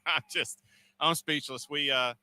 This has been a tough track for us, and we struggled here in the fall, and we came here with a whole new mindset, a whole new focus on trying to figure this place out, and be damned if we didn't do it. Hopefully we can keep tuning on this thing and come back here in the Final 4 in November. Well, it does lock you in the playoffs. There's no guaranteed for November, but a 10th place finish, I think it was in the fall for you here. It does have to feel good to have the notebook that you guys have after today when we tee it up again in the fall. Yeah, just to have the speed we had, to be good on the long runs, and even at the end there to be able to take the lead on a restart against, couple guys that are good here each and every time. Look at the 22 and the 2 and 11. Those guys are always good, and we've been searching. So I'm really proud of James and Jazzy and all the guys that came up with this setup for here. Hopefully, like I said, we'll go home and figure out how to be better and tweak on it. But this is just unbelievable, and unbelievable day for Bass Pro Shops, Toyota, TRD. This Camry was smoking fast, and just thank all the men and women at JGR who make it possible. Let us drive these things, and man, all of our sponsors. It's a dream come true to drive these cars and be out here in front of these awesome fans. And hopefully we can, put together a good season, like I said, and win some races. One win last year was disappointing for us. We were close a lot of times, but we want to win bunches and we want to go for another championship. So hopefully this will be some good momentum right here. 3rd in Homestead, 6th in Las Vegas, 1st here. How good is this team right now? I think we're starting to find, hit our stride. We're starting to find some things, find some confidence. And, this stuff's still tough with no practice. We showed up today and I thought we were going to run 20th after that first run. So you just never know. You always just keep digging. You never quit. And, you fight till the end. And we did that today, and we were able to make it a winning car. Pretty cool. Congratulations. Thank you, Steve. There we go. Martin Truex Jr., 28th time in his career. He's a winner in the Cup Series this time for the first time here in Phoenix. Fantastic drive for sure. Back to Dylan Welch. And let's grab Joey Logano, who comes home in the second spot this afternoon after a hard-fought battle. Race car has some battle scars on it. What more did you need there just to keep pace with Truex? All the above, just a little bit everywhere. It seemed like where they beat us. Just once they got that 19 car tuned in, he was the fastest car on the racetrack. We did a good job maximizing our day with our Shell Penzo Mustang. We were second place car, finished second, won a stage, and second in the other stage, so a lot of points. I hate finishing second, though. It really stinks. But, overall, this has been a good racetrack for us. Last few times we've been here is first, third, and second. So we're all over it. Just needed that last run to not have a caution. I think we were in a pretty good spot to maybe run that thing out. But overall, that was where we had it. Fifth straight top 10 here at Phoenix for Joey Logano. He comes home second today. And let's walk over here and just grab a word with Denny Hamlin quickly to complete our top 5. He chats with crew chief Chris Gabehart. And after a third place run today, and they're debriefing and chatting about the race car. And Denny's been animated in his description. But you talked to us before the race, said you didn't really know what you had. Said fingers crossed for a good day. Is third a good day for you guys? Yeah, I think we're happy with that. Obviously we want to win, but certainly the short tracks is something we want to put a lot of emphasis on this year. And, we just didn't have the results on the short tracks that we wanted last year. But, obviously getting kind of the first short track win here for JGR 1-3 is it's a good sign that, we worked on the right things and we're heading in the right direction. All right, thanks, Denny. Third today for him, and it's his fourth top 5 in the last 5 races here at Phoenix. And he may be happy to know that he had the fastest lap today presented by Xfinity. Denny Hamlin turned a lap at 133.437 miles an hour. Xfinity X5 internet that's more than just fast. Xfinity, proud premier partner of NASCAR. You mentioned there's some folks that have some hurt feelings and some temper issues right now. We were keeping a close eye on the pit lane after the drivers got out of the car over there on the back straightaway after Kyle Busch got spun here at the start-finish line off the front bumper of Ross Chastain. They had a rather animated discussion amongst themselves. For the most part, it was a one-sided discussion, but Ross finally did chime in. Well, I was going to say a discussion would have to have two people engaging in conversation. For a long portion of that, there was one person talking and the other person listening, but it was pretty obvious that whatever Kyle was saying, Ross was debating and challenging. They finally parted ways peacefully, so we'll move that on and maybe make a note for Martinsville coming up. Yeah, maybe. Or Bristol. Yeah, either way, I don't think either one was satisfied with the explanation from the other or the version of the story from the other, and they'll just chalk it up to good, hard racing here. And the bottom line is neither one of them were going to win the race, but they were just trying to get everything that they could possibly get and just got together on the racetrack. Definition of a race car driver. Martin Truex Jr. picking up the win here at the Phoenix Raceway. It's all over. Joey Logano, Denny Hamlin, Brad Keselowski, and Chase Elliott. You just heard from all 5 of those. That's 1 through 5. Kevin Harvick finished 6th. Kyle Larson 7th. William Byron 8th. Christopher Bell was 9th. And Ryan Blaney finished 10th.